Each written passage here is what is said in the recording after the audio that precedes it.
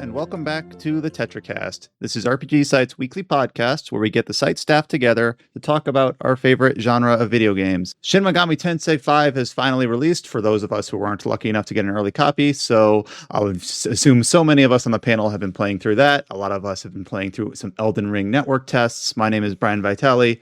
Joining me today, we've got Josh Torres. Oh, Elden Ring! We've got Adam Vitale. Hello. I was going to follow that up. And then James Galizio. Oh, Elden Ring! Chow might be along later. I know he is putting together a new computer and all the excitement that goes along with that. So we'll see if he steps in, including being locked out of Final Fantasy 14. Yeah, the horror of Square Enix account management. I should have warned him that he needed to fucking use that security token thing. That reminds me, I haven't played 11 since moving, so I don't know if I'd use the security token though, so I'd probably be fine if I resub to that. But he's been really big into 14, so hopefully he gets it all sorted, because I know that account management stuff for Square Enix can be very soupy. PCs are a scary thing. Don't fuck with PCs. That's so I've had my fair share of horror this week too. But so Adam's built a new PC. Josh built a new PC a month ago. James's PC is pretty new. Like, I feel like mine is like circa 2019. It's like, it's still fine, right? I'm not that far behind, but no, it's good. I mean, Don't you have a 3090? It's too old now. It doesn't support the newest hard drives. Yeah, but he only has like an Intel like 990K or something. It's so old. Only. Jesus. No, now I feel bad for bringing. All right, we're a bunch of PC elitists here, apparently. The best platform to play RPGs on, I don't know. But as I've been playing my Switch obviously a lot lately, because we heard a lot from Adam last week about his pre-release impressions, spoiler-free, on Shin Megami Tensei V.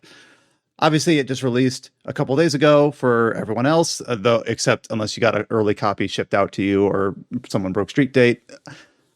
So even though we talked about Shin Megami Tensei V last week with Adam, we will probably talk about it later in the podcast this week, as we'll have some more people's impressions on it, some familiar with the series, some new with the series, myself. But as a new topic for the week, I think we're going to start out with Elden Ring, as preluded to by James and Josh's intros to this podcast, because over this weekend, there have been a series of network tests, including one at the time of recording, where people can get first hands-on with the, From Software RPG slated to release early next year. Obviously, we had the big 19-ish minute gameplay trailer not too long ago, which I kind of said was really, really exciting, and so many people are already saying like this game looks like game of the year 2022. It feels silly to say that from a trailer, but that's why we're going to be talking about hands-on gameplay. So James and or Josh, I'll pick one of you. I'll pick James. So have you played one or both of the network tests so far, or is the one going on right now the one you're trying to get into? I played both of the ones beforehand, and I'm playing the one right now. Yeah, so James and Josh are probably both doing dual duty, hands-on on Elden Ring and giving us their impressions at the same time of the podcast. We'll see how that works. It'll be fine. It'll be good. So, James, I guess I have not played the network test because I did not want to wake up at whatever ungodly hour it was at. So I don't want to lead your thoughts or tell you what to talk about. Just what is your impression, having spent, I assume, at least a couple hours with the stress test? Assuming everything goes well for the final release, this is a very, very strong front runner for Game of the Year 2022. And you're saying that based on a couple hours of play, or how much? Yes. About 4.5 hours of play. And what is your history with like these sorts of games? I know Elden Ring is kind of its own thing. It's doing a lot differently from Software's previous output, even though. So you're basically going in as a veteran, as an expert. Yeah. So does that include Sekiro? Yes. All right, because that's kind of my gap right now is that I've played Dark Souls 1, 2, 3, I played Bloodborne, I played Demon Souls. I have not played Sekiro, so that's kind of like my big gap in terms of if they borrow any of the ideas from that, uh, which I don't know if they have. I guess we'll see how the comparisons shake out as more impressions from the stress test, come into focus as people get hands on. So what is your biggest takeaway in terms of like the design of the open world, the horseback riding? Like what immediately stands out as like a foundational aspect of Elden Ring? So I was checking the subreddit earlier just to see like what the overall impressions of the network test were because I was curious. And there was a meme that somebody made where it's like expectations versus reality, expectations, Dark Souls with horses, reality, Death of the Wild. Huh. So we don't get to be yelled at for that, making that comparison because someone else already did. Do you think that comparison's valid, or do you think it's a bit silly? I mean, anyone that's gonna like get angry about people saying, "Oh yeah, Elden Ring is definitely inspired, at least partly, by Breath of the Wild," I don't know what you want us to say, considering like it came out right around the time this would have started going into pre-production. It sold tens of millions of copies. It was critically and commercially acclaimed. Of course, any developer working on an open world game after Breath of the Wild is going to take some cues from it. Just now, depends on how much it like shows through or not. Yeah, I was gonna ask. I'm not trying to be cynical. I'm just trying to like nail it down. Like, can you name like outside of it obviously being a big open map where you're not really directed from like dungeon's not the right word. Like Dark Souls is obviously also an interconnected world in all three of its iterations, but it's not quite open. It's more like, I guess to use another Zelda comparison, it's more like Skyward Sword, where you have like these interlocking areas that you kind of traverse through. Well, I guess even like Dark Souls 2 is almost very arcadey in terms of it's not obviously like Demon Souls where you select locations from a nexus, but they're all the locations kind of just sprawl out linearly from the Majula hub. So can you name one thing in your time with Elden Ring that you think is not just an open world component, but it's something that you could say, I see the inspiration here. I see that the Breath of the Wild influence. Yeah, so you can't jump and climb everywhere like Breath of the Wild, but there is a lot more mobility, and the way that the horse specifically kind of ties into that really gives me some of those impressions. Like there's these kind of like wind current spouts throughout the world where if you jump on horseback while you're like enveloped in them, you like boost really high up. And whenever you hit back down on the ground, you don't take any fall damage. And there's bits and pieces where it's like kind of like a puzzle to figure out how to get to a certain area. And then just the seamlessness, the like interconnected like underground dungeons that are just strewn about places. It's definitely not a one-to-one comparison, but you can definitely feel the inspiration there. I'm not sure how Josh feels, if he agrees or disagrees, though. Yeah, I think it's a very small slice of the game, so it's hard to get a sense of like how this is all like gonna be structured together and whatnot, because there are these like white auras that like block you. These function as invisible walls, except they're visible. They're just saying, hey, you can't go here yet. Don't try to go here yet. Miyazaki said, don't go here yet. So, like, I'm not sure exactly how that will, like, permeate throughout the game and whatnot. This vertical slice shows is that they have really big ambitions of how you want to interact with the open world, so to speak. Like, one of the hidden bosses that you like kind of like stumble upon in this game. Like some of them you just kind of meet out in the open world. It's like, oh, that's a unique looking enemy. Like, what happens when I go up to it or hit it? And then you hit it, you see a big ass boss bar in the bottom. Like how Souls games are. It's like, oh, this is a boss. Well, and it's not like when you die to them, it's not like, oh, there's like a mist like going like surrounding them now. It's like, oh, you just have to stumble upon them again in the open world. In this case, there's like this dragon at a lake and whatnot, and then how that fight is introduced. It's not through a cutscene. It's you just see like kind of the settlement of like people or monsters nearby, and then you kind of go up to them, and then all of a sudden you just hear like, woo, and you just all just fucking die. It's like, oh, there's a dragon here. Cool. Well, here's the funny thing about that. The game actually has an NPC nearby, like overlooking the lake. And if you talk to them, they even outright warn you, don't go near the lake. There's a dragon there. I didn't see that NPC. I just kind of stumbled upon it. I'm like, oh, nice. I like you had two parts of your statement there where you're like, here's an enemy. Oh shit, that's a boss. But also like, here's a dragon on a lake. I wonder if that's a boss. But yeah. I guess I didn't quite think of that. So obviously the gameplay preview trailer showed some of the things that James talked about, like the wind currents that the horses can almost fly on. I don't think it showed the dragon. I'll remind myself. It showed a dragon. I don't remember if I was on a lake. I feel like I should specify that you don't actually see the dragon in the lake. It just swoops down as soon as you get close. So basically is like, if you're not paying attention to the world and what the NPCs are telling you, you don't know that this is a boss arena.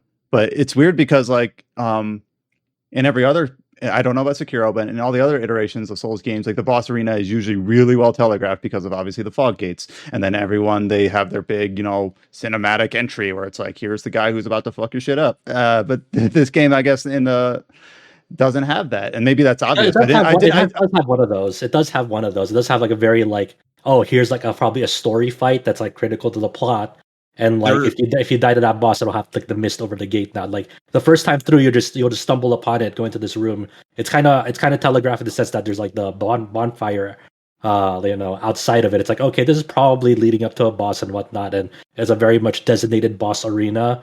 But like you won't know, like it won't show the mist like in recent Souls games, and even Bloodborne and whatnot didn't like telegraph you the first time like that. Hey, there's a boss. I was gonna say like I don't remember about which Souls game, but I know at least in some of the later ones, it does the same thing where it doesn't clearly mark it as a boss arena right away until you likely die to it once.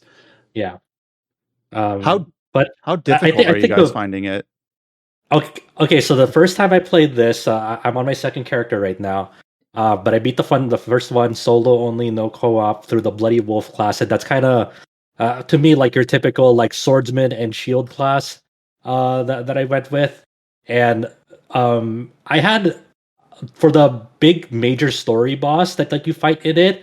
That is a difficult fight. I will gladly admit that like it took me a good number of tries and time for me to finally nail that fight because it's a 2-phase fight. And the first phase is like not too bad. Like I was able to learn like its attack patterns and behaviors in that. The second one where people know it as the hammer phase. It goes very crazy. It is very aggressive. You have to, and there's like very little openings for you to attack safely without getting bopped. I feel like I should definitely mention this, but Elden Ring has a jump button, and it wants you to know that it has a jump button.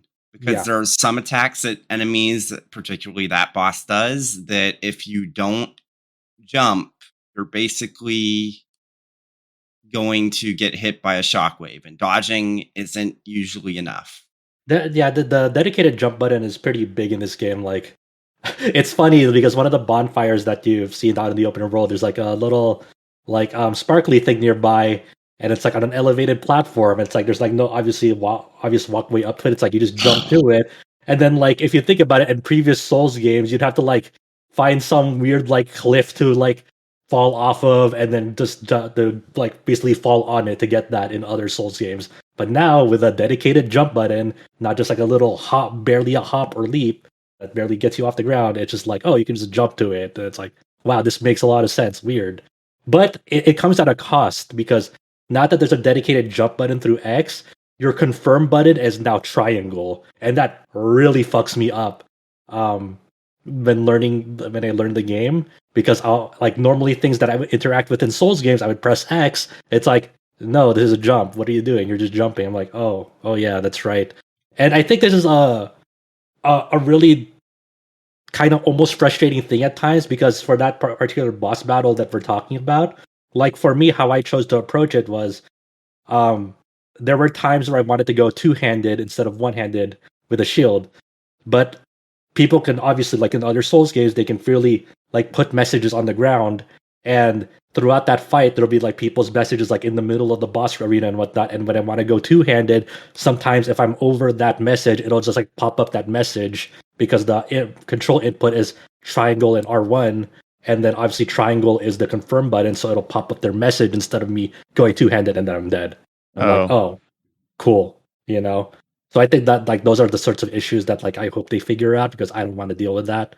Because I'm a very kind of technical player when it comes to choosing like two-handed versus one-handed in the middle of combat, split decision, like second decision making.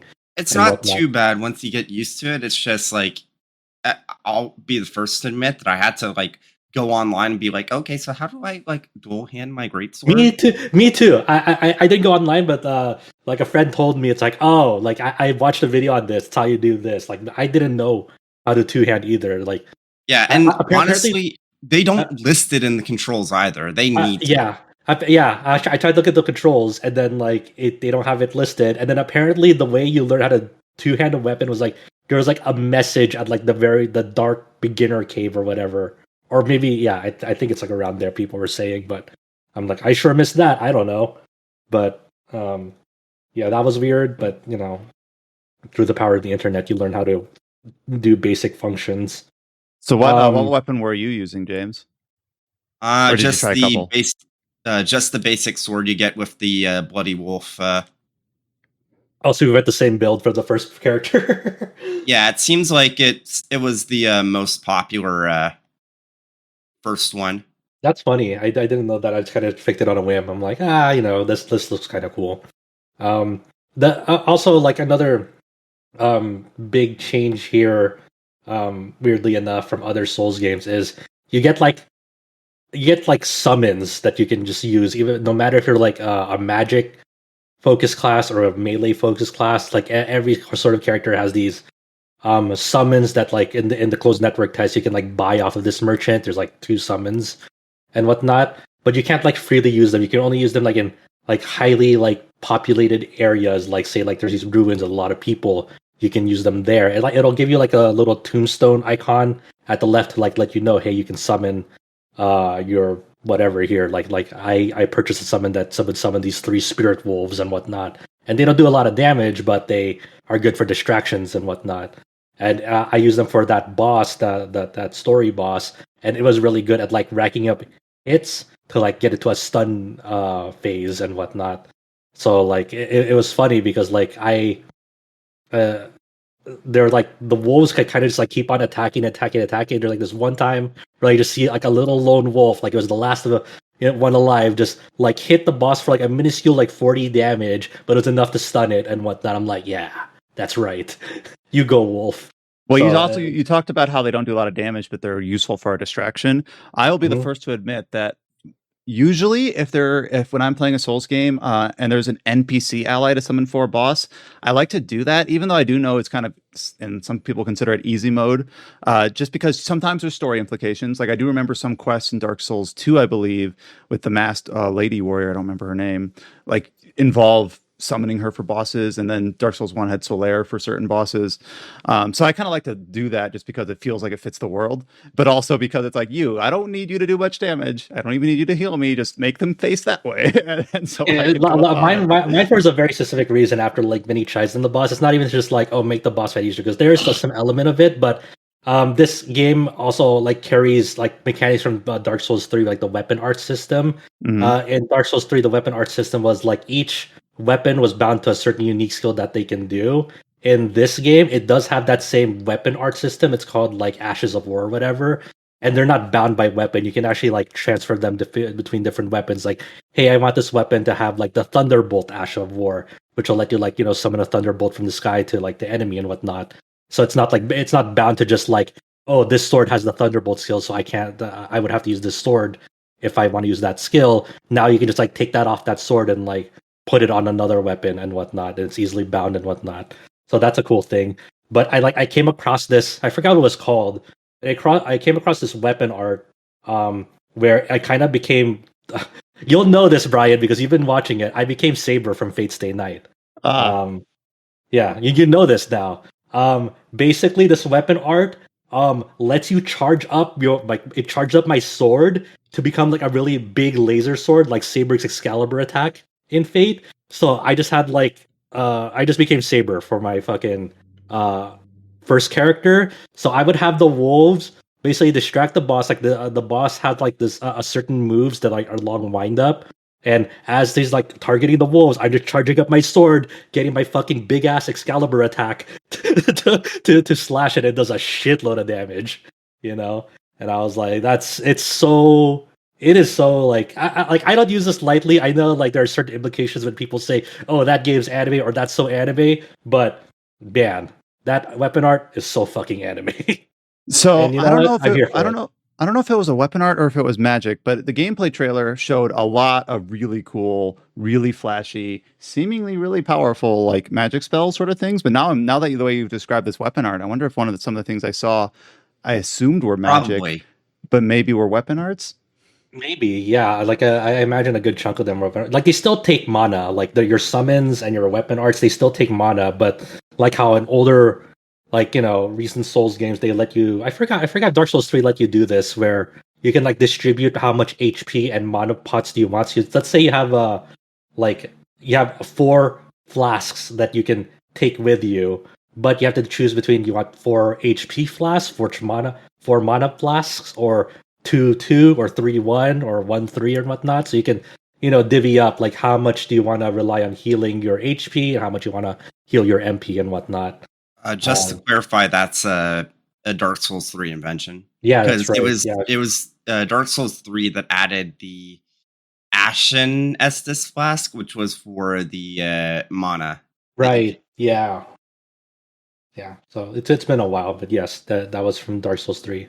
I think the biggest thing for me when it comes to this beta, like where did it really click for me? I was like, oh, this game is awesome. Is probably during the dragon in the lake fight, because I did that entire. I did the first like 40% of its life bar on foot, and that was really fun. It was like almost like it was almost like Monster Hunter, to be honest, when I was attacking it on foot, and like it would go up into the air. And then like it does like a dive attack with its claws. But honestly, every time it went up to the air, I was like expecting like a Rathalos to like flip its tail, attack. I was like, oh, okay, that's right. There's not Monster Hunter. And then the like the rest of the 60%, I got on my horse. The horse's name is Torrent in this game.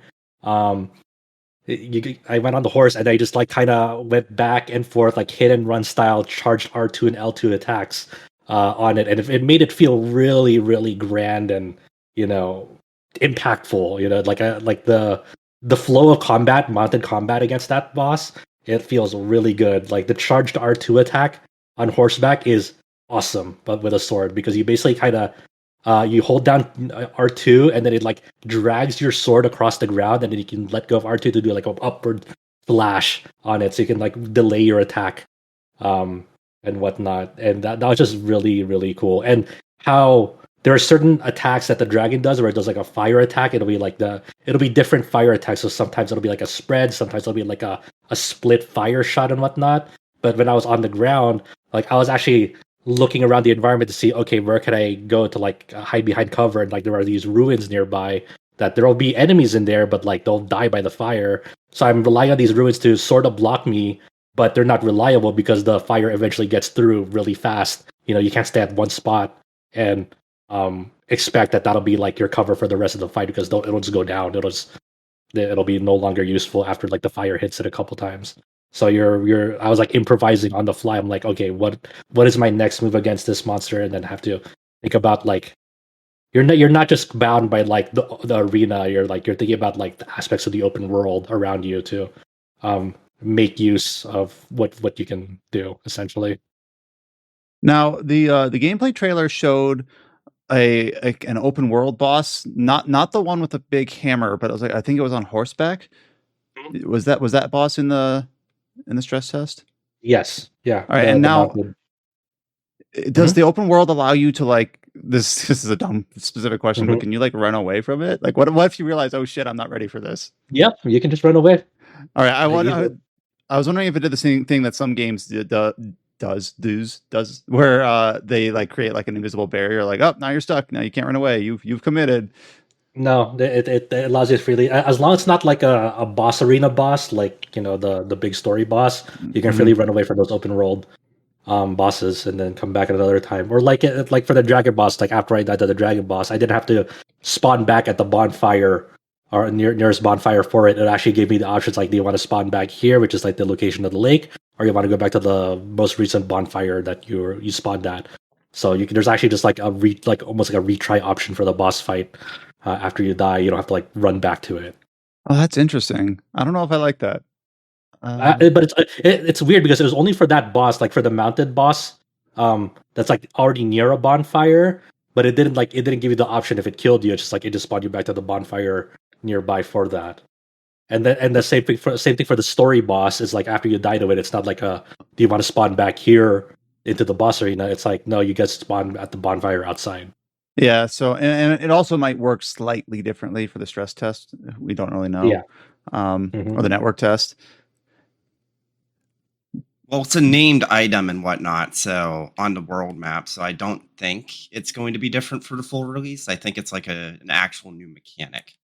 Yeah, I'm not sure exactly like what are the limitations of that. Then depending on what they did decide are like. I guess if they're gonna be like weird, if they're gonna have like tiers of bosses, of like the mini bosses, like the mounted one that you can just like stumble into like nearby, and it's like more like a mini boss more than anything because it can go down fairly fast if you know what you're doing for it, and then you'll have like some of the more quote unquote major bosses and out of the open world that are like at a designated like unique location that maybe you can like retry at that location because it's such a unique location out of the open world. Or so here's a question for you, Josh. Did you make it to the island? Island? I don't think I saw an island. So basically, there's. Well, did you do any of the caves with like mini bosses in them? I didn't do any of the caves because I didn't find them. I didn't know there were caves. This is all new info to me. I did like the mounted one, and then I did the dragon one. Then I did all the like the land area, and then obviously the lead up to the story boss, and then like the area after it. And then I eventually got to a point where it says, "Oh, more to look forward to in the official release." Yeah, okay, cool. I actually just got to that a few minutes ago, but I've done. So let me look at my map. There are caves, and then there are catacombs, and then I also found a Evergal, which had a mini boss there too. Yeah, I need to go like explore those areas for sure. So I've seen. Okay, so there's caves and tunnels. And wait, are these actual terms in the game? Cave versus catacomb versus tunnel? Well, there's different icons for them too, but basically the one cave I just did, the Descenter's Cave, which is at the southwest of the map, which there's if you go into it and you go through it, do the mini boss and pop out by keeping on going forward, you actually find yourself on the island off the coast, which you can't get to any other way. So I'm exploring that now. Interesting. Yeah, that's cool. Yeah, so I mean, there's this. It's a pretty juicy closed network test. Like it's obviously like it'll take maybe 4.5 to 5 hours to kind of go around, but I think that's a good enough like demo because it's just around the corner at this point. It's like such a small slice of the game, you can tell. So it's like this game is gonna be big, like really big.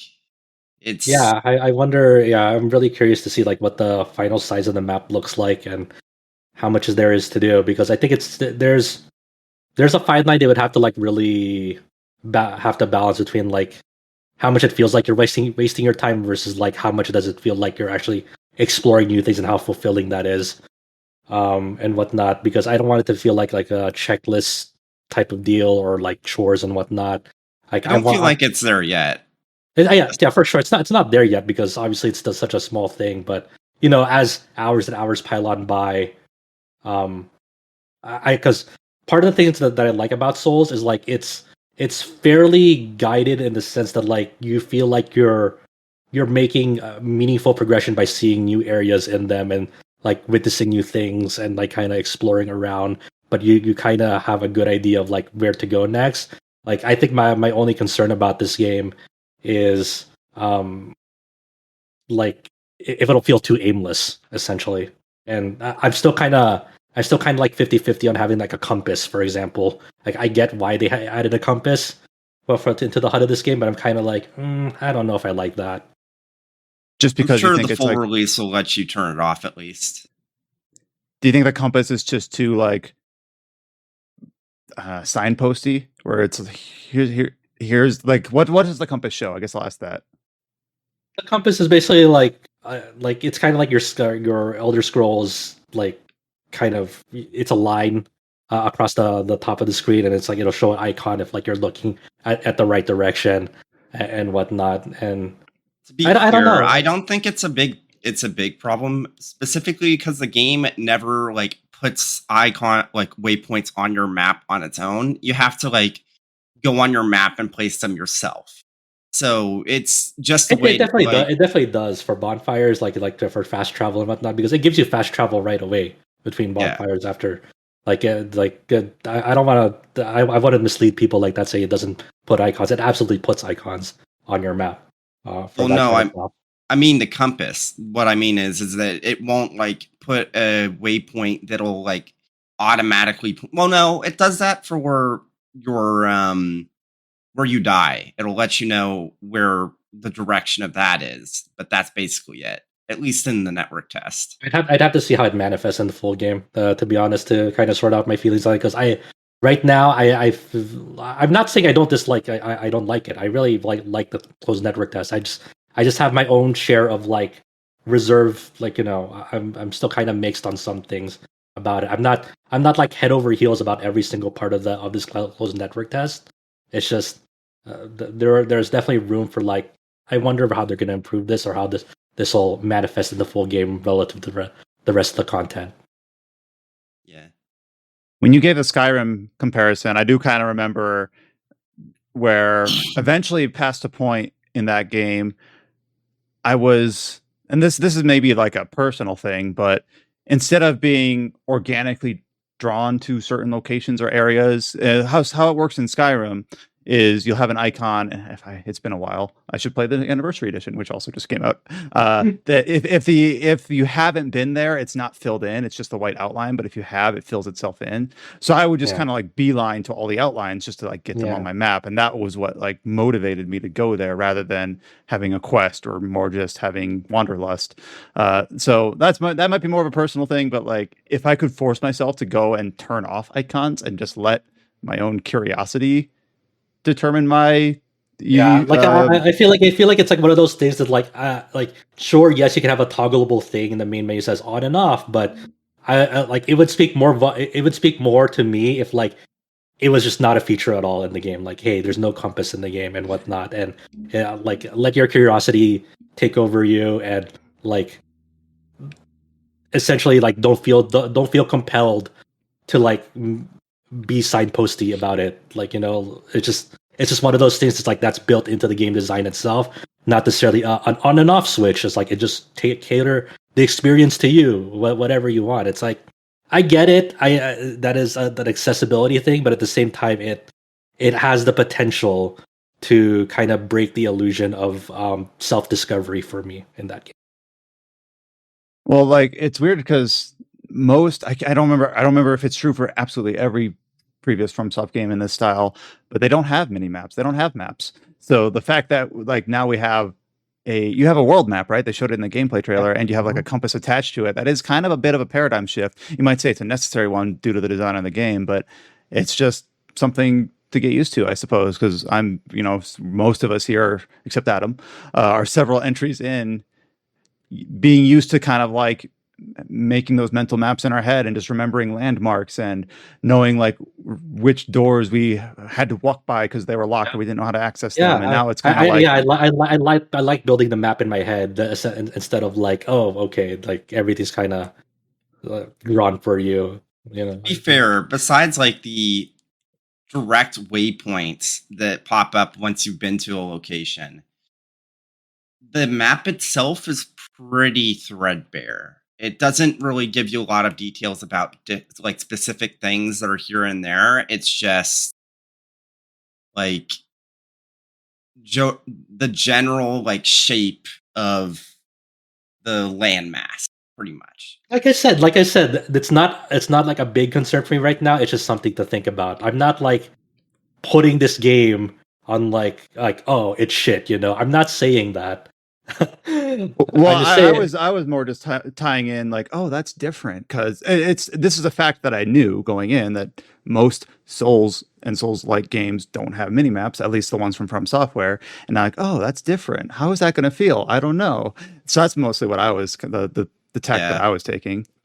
I feel like we all knew that Elden Ring was going to be open world because they told us, but I feel like until you actually play it, it doesn't really sink in. It's like, oh yeah, this is open world.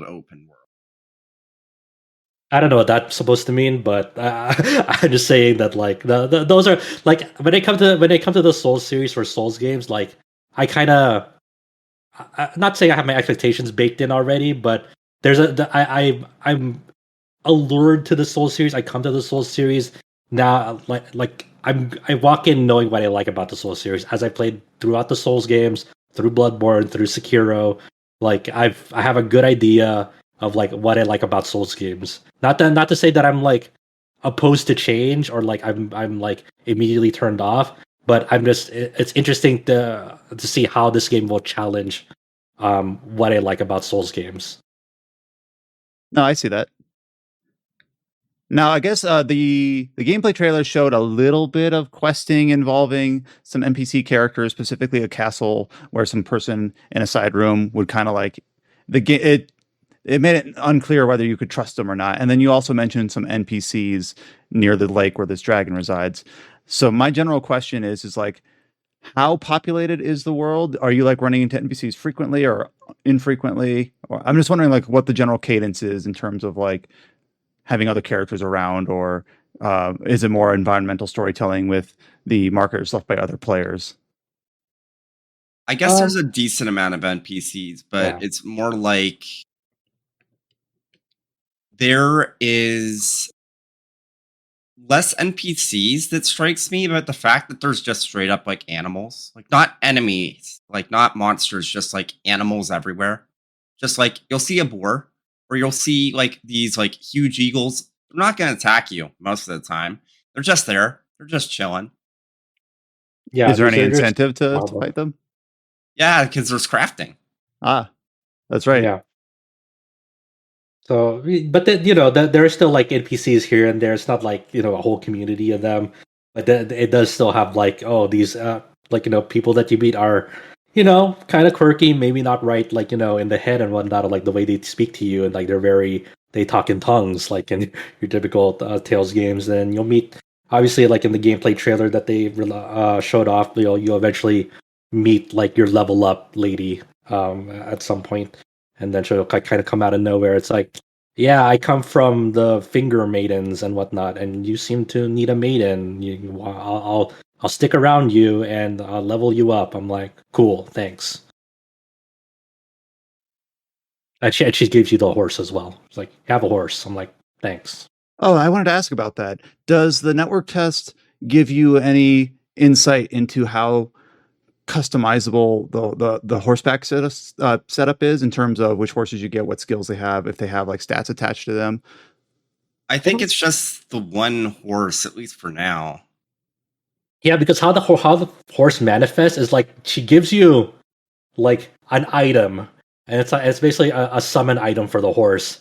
So every time, so you actually like summon the horse by like how you would use that item. It's like you equip the item into your quick bar slot, where you have your flasks and whatnot, and then you would scroll down to it and then pick it, and then the horse will come for you. It's not like a dedicated button to summon the horse. It's just like using an item, and then after you summon the horse, you can still like use like flasks, summon things on the horse and whatnot. It's just there's no indication right now, as far as a network test is concerned, that like this horse will be super customizable. The coolest thing you can do with it is what Jay's mentioned, is like going through those geysers that'll make it shoot up into the air, and the horse can double jump, which is sick as fuck. How does the horse come into play for combat? There is mounted combat, and there's some enemies that you really want to fight on horseback instead of not on horseback. But the horse will have a separate like life bar as well. So if they only hit the horse, like it won't actually like do damage to you. It'll hit like it'll affect the horse's HP, and the horse is kind of tanky. Though you can be knocked off the horse by some enemies, and that's a bad time. Yeah, when you get knocked off, it takes like at least 4 million years to get back up.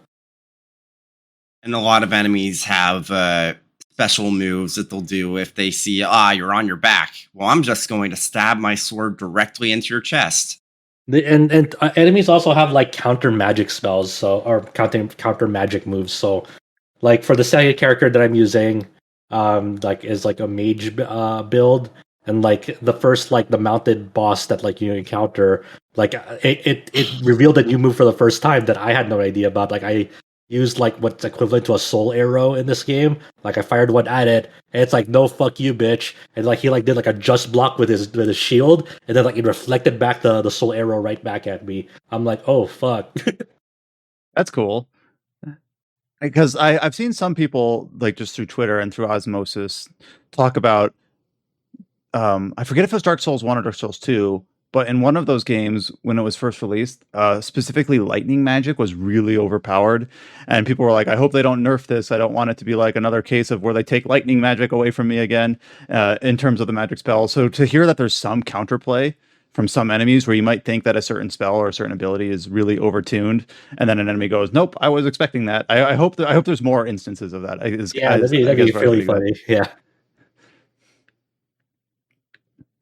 Is there like a Firelink Shrine equivalent, or not really, or whatever? Not really. Not at the moment. Not the way that like the closed network test has like a very like this is when you look at like the bonfires and like the way there's no indication right now of like there will be a central hub yet, or like a central safe haven yet. There might be later down the road, but the closest thing I found was the Church of Ella, which has a smithing station and a merchant right next to one of the lost graces. Yeah, but it's such a small area that I don't think it would be like that. So if there is one, it's not in the network test as of yet. Yeah, it's definitely not the exact same thing.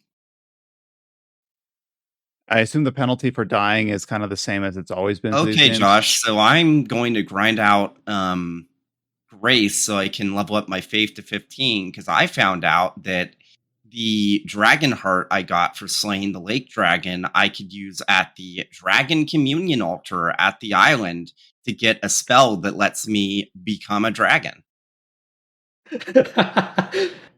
What is that item? I'm really proud of you. It's the item that you get for slaying the dragon at the lake. I didn't know where the communion altar was, so I guess it's that island. I did read the description. I'm like, I have no idea where the fuck that is, but that's really funny that's what it does. To answer your question, Brian, repeat the question again one more time. I was just saying, I assume the penalty for dying is the same as it's always been for these games. So you just like drop the your souls, and you have to go back to it and retrieve them wherever the fuck it is. This game has like no sort of like humanity system or soul form and whatnot. I guess that's important to mention. You are always like quote unquote in human form in this game. I do feel like that sort of system has been weaning away since Demons in Dark Souls 1. I don't even remember like what was present in Dark Souls 3 and Bloodborne for that. Yeah, Dark Souls 3 had embers. Bloodborne just didn't have anything. You just used a bell to use one of your insight to start summoning, I think. Oh right, insight. It's been long enough. Like the most recent game I played was Dark Souls 3, which was like 2017, something like that. So they're all starting to like mesh together. All the different experiences. Like one of them had embers, one of them had insight. I remember one of them your health is halved, and then of course Demon Souls has the world tendency all on top of that. Which was fun enough in its own right. I haven't played the Demon Souls remake. Yeah, this is as much of a departure as people are expecting. Like Sekiro is a big departure. Like it's its own thing. That's really its own thing. It's not like tied to Souls at all. Like the only thing like I can like think about at the top of my head is like what did they learn from Sekiro into Elden Ring is like enemy aggressiveness is probably like on par with Sekiro more so than other Souls games. Is there any I was gonna say either PvP or invasion mechanic? Yes. Yeah. Oh yeah. I haven't done it, but there's items you get immediately that lets you do it if you want to. In fact, there's a new item called. Let me double check right now. It's called the Tonkter's Ton Lures in Invaders. Oh, that's an interesting. It's like invade me, I dare you. Yeah. Now, what are you going to do? Stab me? Quote from Man Stabbed. I do wonder how PvP meta is going to unfold in this game, because I don't think like Souls meta has really been like that good since like Dark Souls 2. Like Dark Souls 2, you can say whatever you want about it, but the PvP in that game was pretty damn good. So I'm very interested to see how PvP will like evolve in Elden. Especially not to mention with how much magic kind of comes into play, you gotta wonder. Yeah, and that's an important thing, is like mounted combat isn't really, or mounted anything is really a thing in multiplayer, because once you go into multiplayer, the one restriction you have is that you can't go on your horse in multiplayer.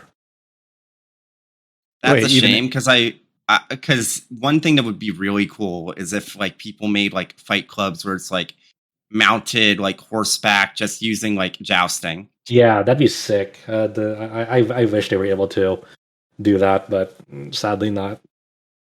I'm sure it's a limitation because of I found another mini boss. What number is this? In terms of number of mini bosses you've stumbled into? Yeah, this is like my 8th or something like that. Yeah. So, Josh, you mentioned you're not allowed on horseback when playing even in co-op.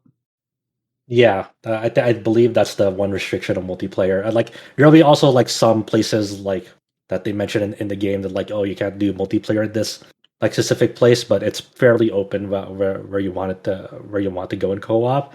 But I think that's just one of those things that just couldn't be done. Now, how does the co-op work? Because I think generally the rules are the same across all the previous games, but those were more like almost zone based, where you could summon an ally where one of you would play host, and you could only do it in a realm where the boss hadn't been defeated yet, if I remember right. And so it was very segmented, and you couldn't like play start to finish without resummoning a bunch of times. What are the limits? Have either of you tried co-op multiplayer? No, I haven't tried it myself. That's the limitation on the mounting is just like conversation that I've heard from people who have tried it on the mounting, but I haven't tried it myself like firsthand on like this. I'm usually a solo player in these games. I'm just curious because I was just I've always just wished that the co-op in those games was a little less clunky. I kind of get why they did it, why they have it set up the way it was in previous games, but what it was kind of like a deterrent where it's like, well, I'll just summon these spirits instead. Go ahead, James. Okay, so here's something new. So after killing that mini boss, there was a chest, and I opened it up, and I got this thing called the Flask of Wondrous Physic. And now there's a new thing where it's like I can, those like kind of crystal things you get, like the red one, the blue one, or yeah. With this menu, you can mix 2 crystal tiers in the Flask of Wondrous Physic. This will allow you to create physics with various custom effects. So, okay, so I can use the Crimson Crystal tier, and then the one that there's one that's called the Rupture Crystal tier. It causes concoction to explode in mixed physic. Oh, like there's like custom potions. I can drink this, and now I have a potion that I can drink that will heal me, but also cause me to explode.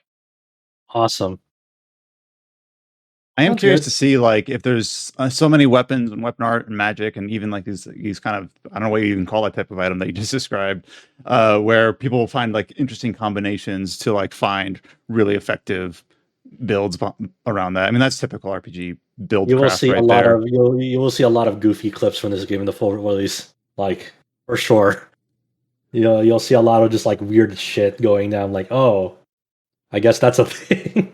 Okay, so yeah, and the flask does replenish whenever you go to a grace. So I can literally just I basically got an extra custom like Estus flask thing. Interesting. Nice.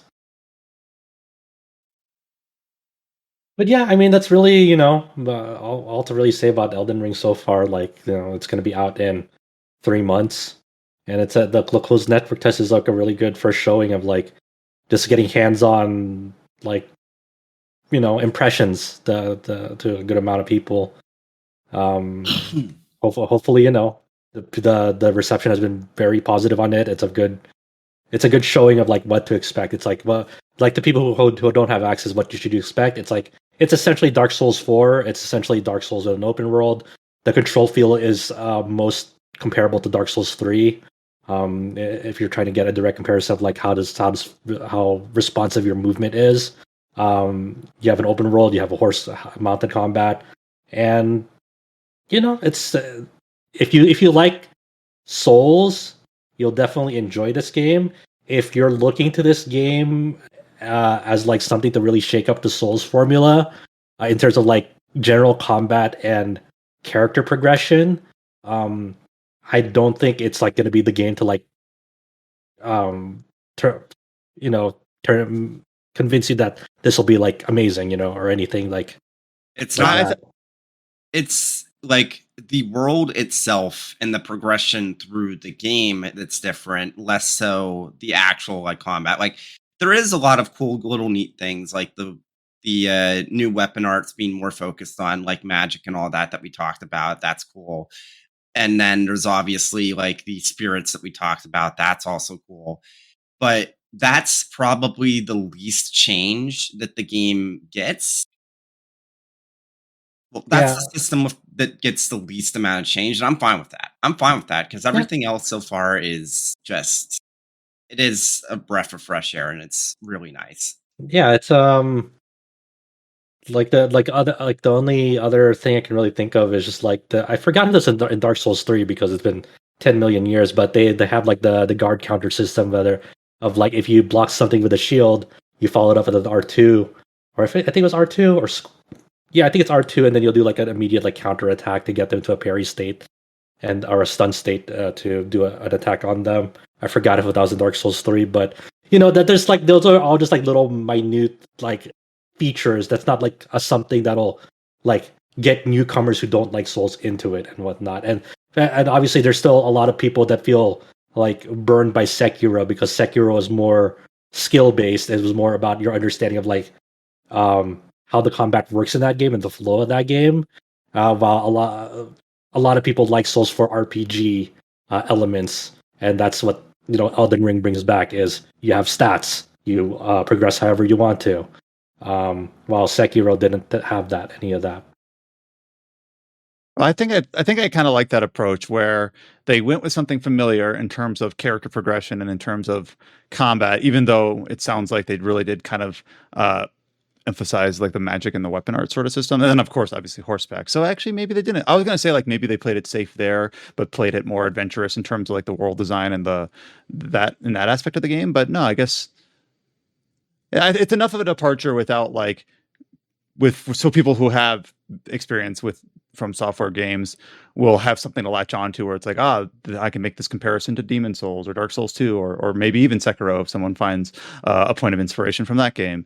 So from what I can tell from your guys' description and from the previews that they've shown so far, it kind of speaks for itself, like the reaction and the reception to the stress tests and the trailer. It just seems like it's a really well put together game, kind of a niche that hasn't been filled with some games in a while. I know if Alex Donaldson was around, he'd be like, "Where's Dragon's Dogma 2?" sort of thing. Well, fuck you, Alex. Where's Armored Core? Huh? What now? Now, I guess the one thing that I don't think we've touched on, and maybe we don't need to go too deep into this, is performance. Like, I think one of you's been playing on PS5. We're both on PS5. Yeah, all right, and it's been fine. Or what's your takeaway? It's framey. It'll probably be better by the full release, but honestly, it's not unplayable. It's just yeah. I don't know how James is running things because for me it's been perfectly fine for performance wise. It's been a solid 60. I haven't that like for big animations like it's maybe like hitched here and there, but it's been running perfectly fine for me. So I don't know. Well, I mean, it's also a few months out, so yeah, I've been a performance mode PS5. It's been running like 99.5% fine. Yeah, it's also worth noting that it defaults to the performance mode on PS5. So, is that like 1080 60 or 1440 60? It's dynamic resolution. Actually, just today, they think I forget the name of the exact YouTube, but it was like one of those ones that does those like comparisons, not Digital Foundry, but one of the other ones, and they found that on average it usually is around 1620p on the performance mode, which if it's a solid 60, that's pretty damn good. I would say that seems pretty good. But it definitely has dips and hitches. It's mostly probably frame pacing now. Like it's not terrible. It's not, it's also that's hopefully what this test will allow them to address on the back end. So don't want to like. Yeah, we don't know how old this build is. We don't know well, as everyone always says, optimization is the last thing that's done. And I mean, the game looks really good on PS5. The level of detail, it's really, really impressive. Like the draw distance is really, really impressive. The foliage draw distance is also pretty nice. So I have had a few like glitches where it's like I'll look away and then immediately look back, and like it'll take like a split second for all of the grass to just pop in. But besides that, yeah, I mean, I'm not gonna nail down those too harshly right now because that's kind of the purpose of this test in some respects, I would imagine. Also, it won't apply to like all of us because we're probably all getting the PC release. So it's like, yeah, sure, thumbs up. Is the stress test on PC or is it console only? oh no, hell no, because they didn't want people to data mine it. That makes sense. Well, no, thank you too for sharing your impressions, and I assume you're going to keep poking away at that through the rest of the podcast. I don't know how long it actually goes on, but I can't blame you because it seems like it's a really exciting game that so many of us have kind of earmarked as putting aside time for it early next year because it's a sort of game that a lot of us have been waiting on for a while now. So the other game that we talked about at length last week with Adam's impressions was obviously Shin Megami Tensei V. It did release just a couple days ago at the recording of this podcast. So I do want to set aside some time to talk about it, mainly because I have been putting some time into it, and I know Josh has as well. But we'll have more fuller thoughts, I think, in upcoming weeks because we've only just now got hands on and only have a couple hours each into it. I guess I'll start because unlike Josh or Adam, this is my first Shin Megami Tensei game. I've only Josh, guess which Atlas games I've played in the past. I'll tell you it's two of them. Devil Survivor and Soul Hackers. No, Devil Survivor is one of them. So I've played Devil Survivor and I've played Persona 4. I know, very vanilla, but you know, those are the two that I have. I shot for the moon with Soul Hackers. Yeah, that would have been out there. If that was correct, I would have like just given you, I don't know, so much props. But I have watched you two play a little bit of Nocturne, the remaster that came out, and I've seen Adam previously play through like the Rido games and the Digital Devil Saga games. But this is my first SMT game. I've not played Nocturne. I've not played 4. I've not played anything else other than those other two. And I am about 5 hours in or so. And I'll put it this way. I enjoy games that just kind of shut up and let you play. And I've voiced that belief before in terms of like even JRPGs with a lot of cutscenes like Xenoblade will have areas where it's like, here's a new field to go have fun in, go do stuff, like when you're in the Guar Plains or when you're in the the Earth Sea or things like that. Or in Final Fantasy 12, when you're making your way to the Phone Coast and you end up like going through map after map after map with not a ton of the way of dialogue. It's just like, go enjoy the game, go enjoy the actual like the combat and the progression and the RPG systems. We're not going to inundate you with cutscenes and dialogue and melodrama and character interactions. And that's kind of what Shin Megami Tensei V, that's the itch that it's scratching. There's like maybe 20 minutes of setup, of preamble, of, you know, setting the stage, and then it's just kind of like, welcome to the Netherworld, go have fun. By the way, this is how combat works, this is what you're going to be doing 60% 70% of the time. That's all you need. Go do that. And I've just really been enjoying it. The loneliness, I think the soundtrack is actually quite interesting because it has like really energetic battle tracks and very melodic, very almost heavy themes that kind of rotate in and out. I can't quite tell like what determines what battle track plays yet, but there's enough variety that it's always pleasant to hear it. But then when you're in the overworld in Shin Megami Tensei V, you just get kind of like some soft vocalizations and you get some like eerie kind of almost otherworldly, not screeches, but you don't know like where it's coming from or what it's supposed to represent. It's more setting a mood rather than just like Xenoblade, it's just like, we're going to play a song in the background. That is the theme of this area, which is fine, but it almost feels kind of fake, where in Shin Megami Tensei, it feels more like diegetic, where it emphasizes the mood of the area rather than just feeling like artificially like this theme belongs to this desert or this forest or it's this not just tundra. a melody. Right. And like, I don't know why I'm trying to reflect on my own conversation here, which is obviously just stream of consciousness at this point. Why did I immediately go to Xenoblade as my point of comparison? Probably the fact that it's kind of... Go ahead. A lot of people made reference to Xenoblade in terms of like how the world structure is, in that it's not quite an open world game, which I said that in my review. I kind of stated it's like semi open world, right? But it has large explorable zones. And a lot of RPGs, Japanese RPGs, are kind of going that route in some direction or another, where you kind of have like these big field areas that you can explore or whatnot. And I think Xenoblade was just sort of like one of the first to do it like that. So it's kind of just like the point of comparison for that sort of style. Of course, it's not like one-to-one exactly the same, but it's just kind of broadly like in that realm of structure. Yeah, I think the sound direction in this game is very, very strong. Like, I think it's a very like eerie game to just navigate around. Like, we're still both in the first area, but like the thing that really pops out at me is like how like scary it is to like travel around areas. Like, you hear like a certain demon screeches or cries, and you don't really quite understand like how far off in the distance it is or how close it is until like you look at the map. And it's like, oh shit, it's right by me, you know. And like, and battles can like just kill you instantly if they go wrong. If an enemy gets initiative, it can go really badly for you. If like a lucky crit comes in, it can go badly for you. So like early on, battles and like just general enemy encounters are pretty scary. I remember, I have two comments. One, I was watching you play yesterday, and you were running along a highway, and you got these little Zen bird things like screeching and flying after you, and they even caught you off guard a few times.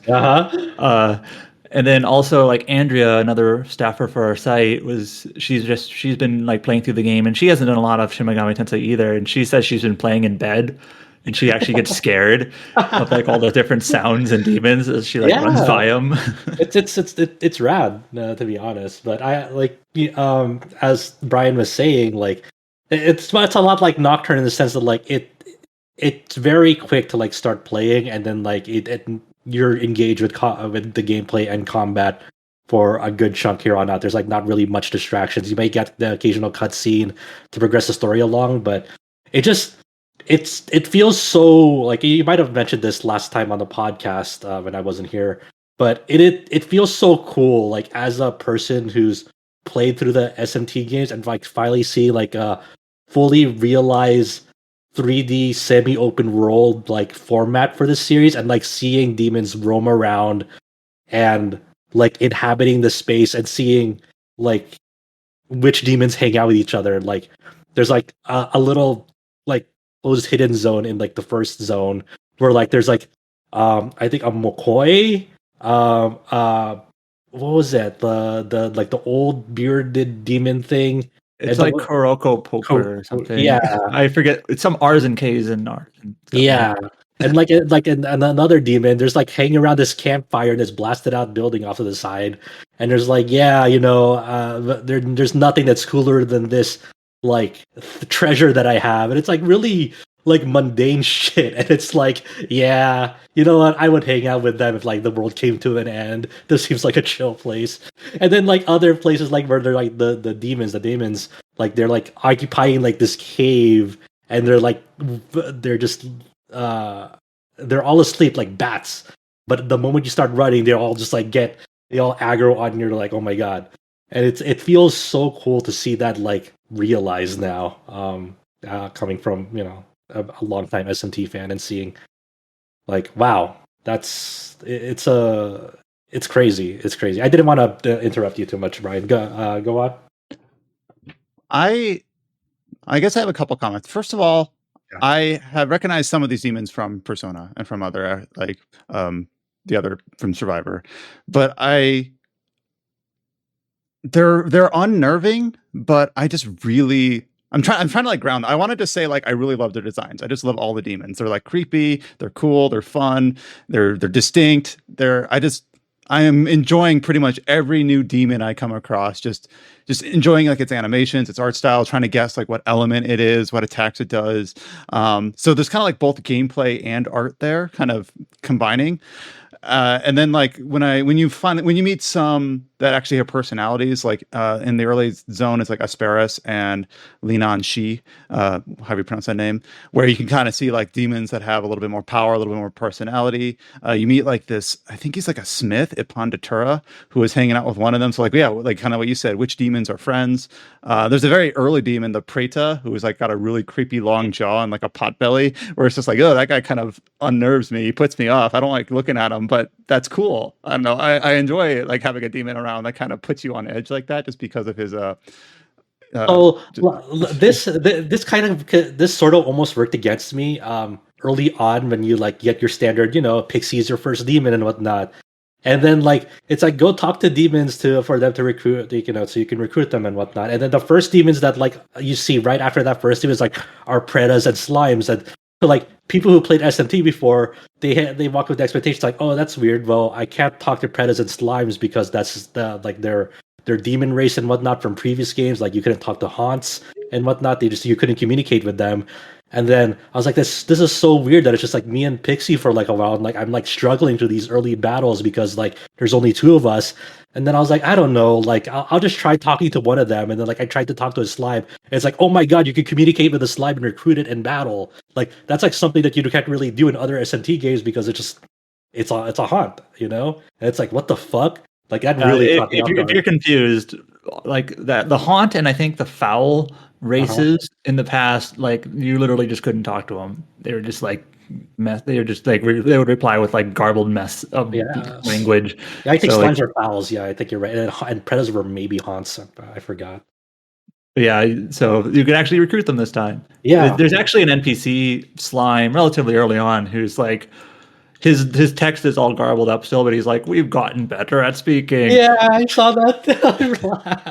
I didn't realize that was like a reference for veterans. I just thought he was like, he's supposed to be like a mindless sludge ball. Like, so he had to work really hard in order to communicate with me. I do also like the language. The demons have personalities, and there's been like a meme image of a Mothman like cussing you out or whatever. But like there was another demon who basically, I forget exactly what he said, but he's near like one of the dead ends in the first map, and he says like, "Get off your ass and go that way," or something like that. I'm like, Jesus Christ! So yes, sir. Or like when you're negotiating with the demons and you try to have to like suss out their personality in terms of like this demon puts up his guard and glares at you. What do you do? And then if you like glare back, someone's like, yeah, I respect that, I'll join you. Or some of them are just like, yep, time for a fight because you glared at me. So trying to figure out like what the best thing to do is in response to those sorts of prompts. I thought that you mentioned about the conversations. I think this is I get it, but I don't know if I like the conversation system being so simplified in this game. Like in Nocturne, it was a lot more hoops to like. I get it why they did this. It's one of those things of like old man yelling at the sky for no reason. But like the conversations feel too streamlined, where like you just kind of have to get past one or two checks of personality, and then you basically give them everything they want, and then they pretty much join you. Like, I have noticed that. Like, if you get what I've noticed is if you get to the point where they start asking for stuff. So in demon negotiation, they will either ask for money or an item or some of your health and or MP. And it seems like, as far as I can tell, as long as you give them what they want, they might ask for 2, 3, maybe 4 things, and then eventually they'll join you. Where I've seen like meme images where demons would previously take your money and health and then just say, "Oh, never mind, sucker," and then they'd leave. And I'm kind of like, I hope there's still a small chance at that. I know it's inconvenient, but I don't want to be overly convenienced. Where right now it kind of feels like maybe you are. Yeah, it feels too like, oh, it's like almost guaranteed that they'll join you if you just like in past games. Sometimes it'll be like, oh, give me this amount of Maka, give me a life stone, give me this amount of Maka, give me this amount of Maka, give me a life stone. It's like, okay, here I have a cooler life stone though, so I'll give you this back and then peace out. And it's like, sure, yeah, you're at this much Maka, but man, that was a funny interaction, you know. And I kind of like that sort of aspect to the games of like, just having that sort of unsure whether you were going to be successful or not, even if you quote unquote did the right things, just because RNG fucked you. But to me, it was more amusing because of how it was laid out to you, instead of always mechanically being like, oh, okay, you're always going to join me if I give you what I want. Yeah, I know some people really don't like RNG in any form, in combat, in loot rolls or whatever. They just want it all to be like deterministic in terms of, if you do this thing, you will get this item, or you will recruit this demon, or whatever. Or in like a game like Fire Emblem, like you will get these fixed stat ups. I hate random stat ups or whatever. But I kind of like a little bit of RNG just for that emergent gameplay.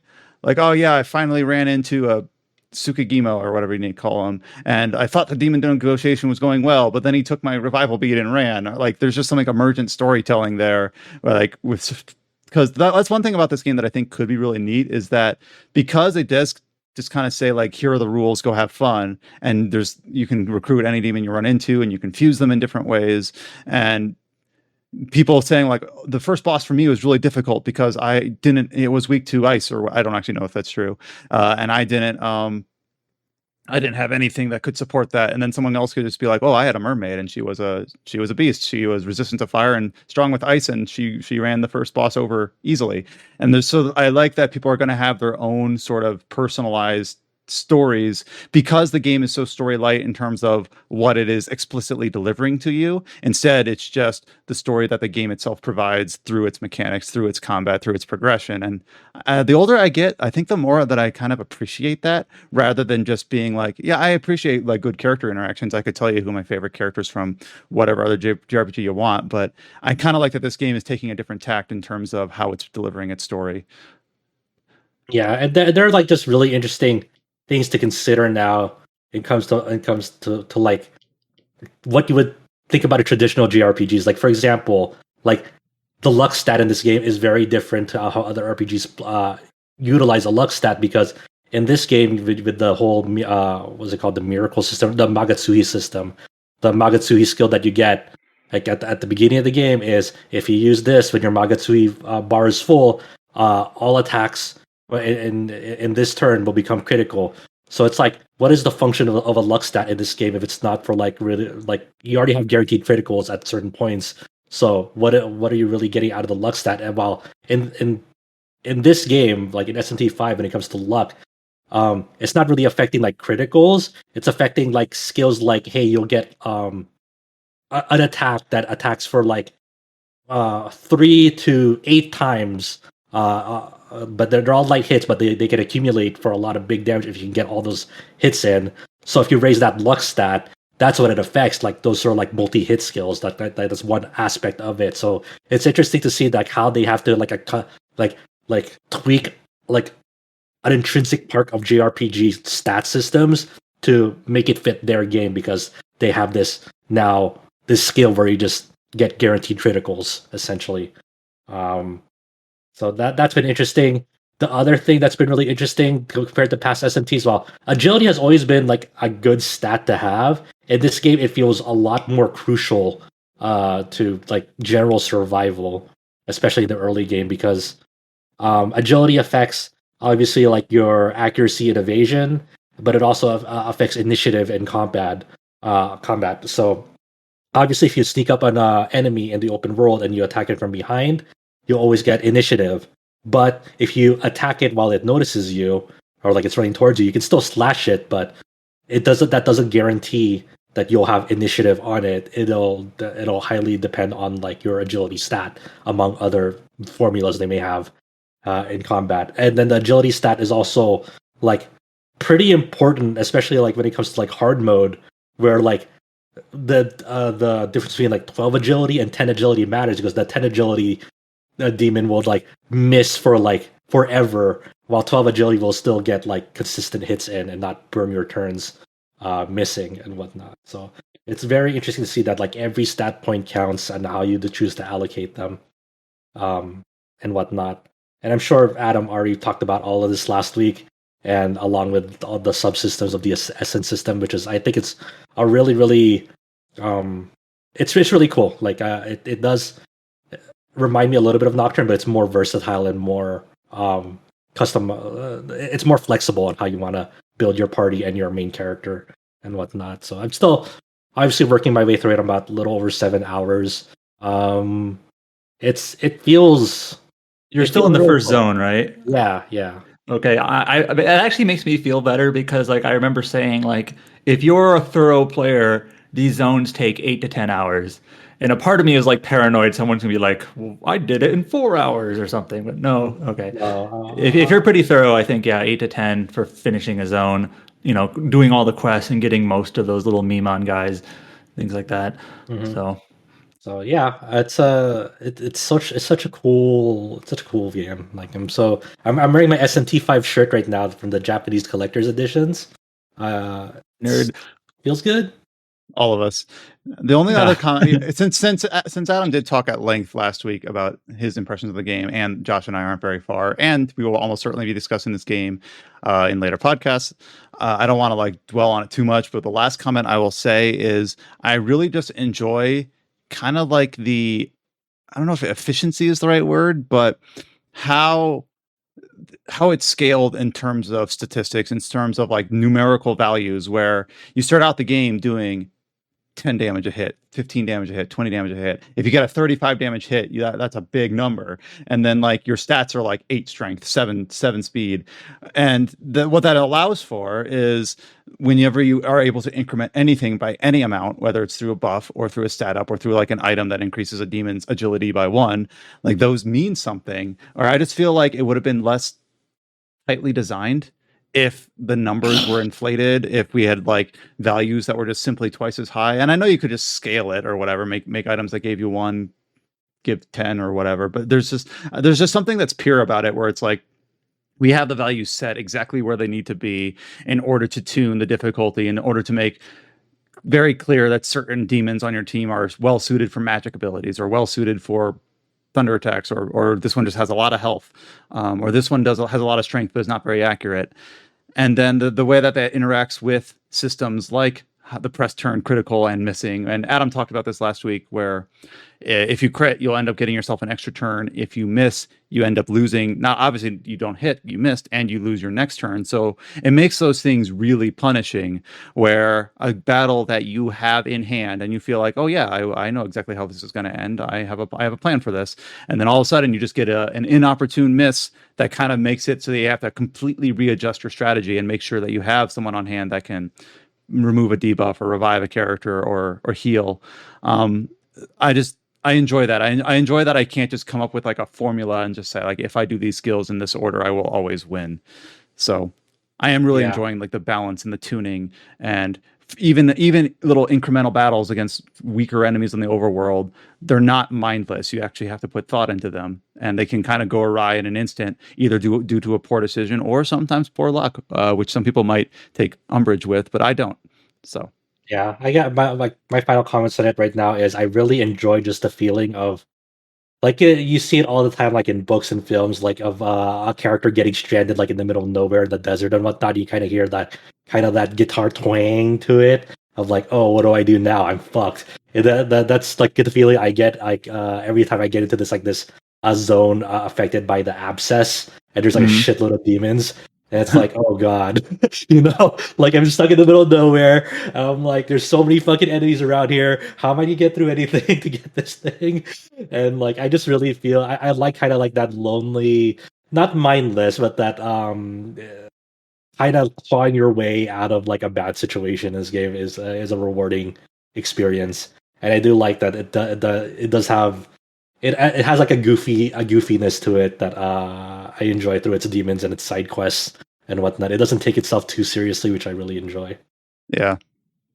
Another RPG that released recently, a couple weeks ahead of Shin Megami Tensei V, is one that we wanted to talk about on the podcast earlier, but there was some release issues with the PC version, and that is Undernauts Labyrinth of Yomi.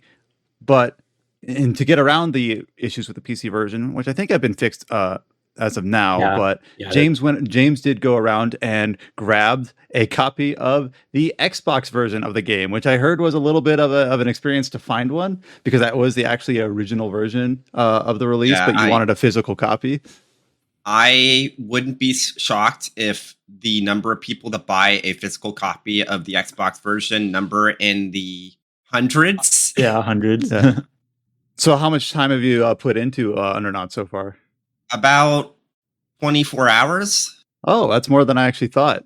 And whenever I think of experience RPGs, dungeon RPGs, I guess all three of you are more experienced than I am on these, but I've seen you and Adam kind of like comparing this to other titles like Stranger in Sword City, and like those comparisons, I don't quite know like exactly what they're founded on, because I don't have first-hand experience with those games. But just tell me about Undernauts and like what sort of game it is and how it is unique in its genre.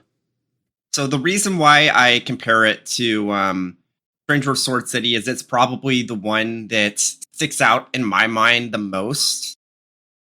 Which is weird, because I feel like most people, it's like Demon Gaze, which was their Vita exclusive one that came out like early in the Vita's lifespan, did pretty well because people didn't have anything to play.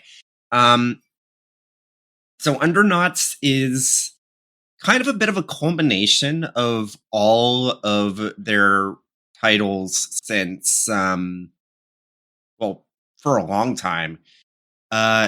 It's got elements of Stranger Sword City. It's got elements of Demon Gaze. It's got elements of some of their horror dungeon RPGs like Deathmark and whatnot. Like the art style is very clearly the same artist that does the artwork for Deathmark, Spirit Hunter NG, that sort of thing.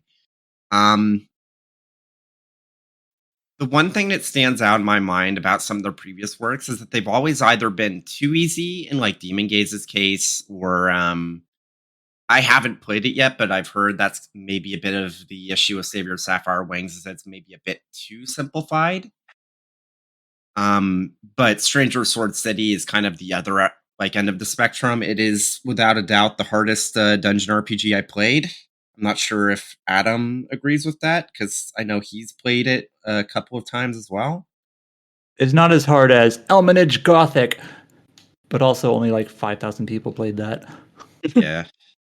It's a difficult game, let's put it that way. So Undernauts is really interesting because it's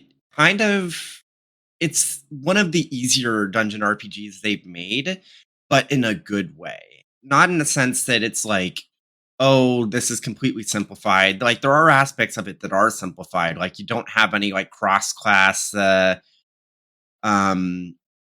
systems like Stranger Sword City, where you want to like reclass a character like 3 or 4 times to get all of their like different skills from different classes and to buff them up to like an absurd amount or anything like that.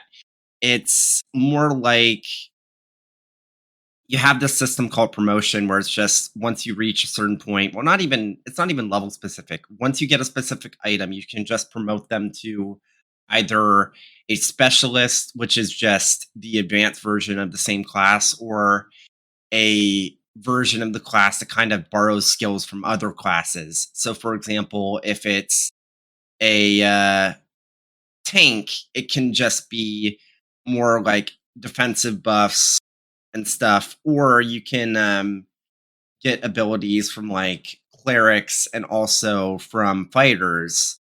So, and like one of the abilities that they can borrow from fighters is a passive that will automatically regenerate their health every turn a little bit, stuff like that. Um, One thing I remember from base game Stranger Sword City, I never played Revisited, so I don't know how much that changed in Revisited, but it was a real pain in the ass getting like new equipment in Stranger Sword City, because basically the main way you wanted to do it is there were specific spots in each dungeon where you could like lay in wait for enemies, and then they would come by and they would have like chests that have a symbol on them that would tell you, okay, here's the types of equipment you can get if you fight the enemies now, or you can wait and it'll be stronger equipment, but there's a chance that they will ambush you. And that was just a pain in the ass if you wanted to upgrade your equipment. It was just way too long. It took way too long. And it was not fun.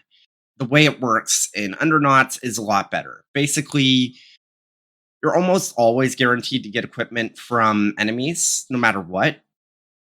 But pretty early on, you get access to these flowers. Well, one of the systems in the game you have are these flowers that can kind of change aspects of the dungeon. You can, certain walls, you can place a door in them to just go through them. Certain tiles are damage tiles, and you can, if you set a healing flower down in a map, any of the danger tiles, whether it be spikes or poison or what have you, won't deal any damage.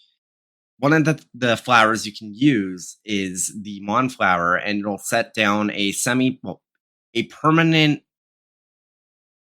spawn point for enemies in the location. And one of the things the game teaches you really early on that you can do to grind for equipment is, oh, this area has tough enemies, which it's a bit of a risky maneuver. But if you set down a bunch of Monflowers here, you can grind for higher like level equipment, higher rarity equipment, higher quality equipment, and you can kind of streamline the grinding process, at least for equipment, that way by setting a bunch down. And one of the combat systems the game has is the boost band, or skill boosts, or I guess swap boosts. I don't know the exact term, but basically you have 3 specific boosts that you can equip. One of them basically makes it so that you don't spend MP for skills, and it automatically does the strongest level possible of a skill.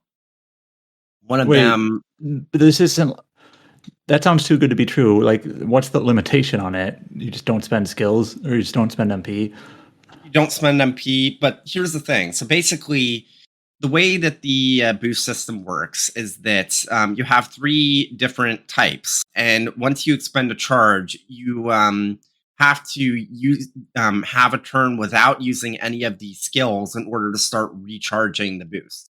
Okay, that's what I was missing, is that these boosts cost a charge point or whatever. So, well, it's not so much a charge point. Basically, as long as you like, each boost is a specific part of the boost band, and they recharge in a specific order. So let's say you use the overcharge, which is the damage boosting one. You use the Duro charge, which is the defensive one, and you use the neurocharge, which is the speed one. Well, if you use them one after the other and then you start charging up, the first one that will charge back is the overcharge. The second one is the Duro charge, and the third one is the neurocharge. So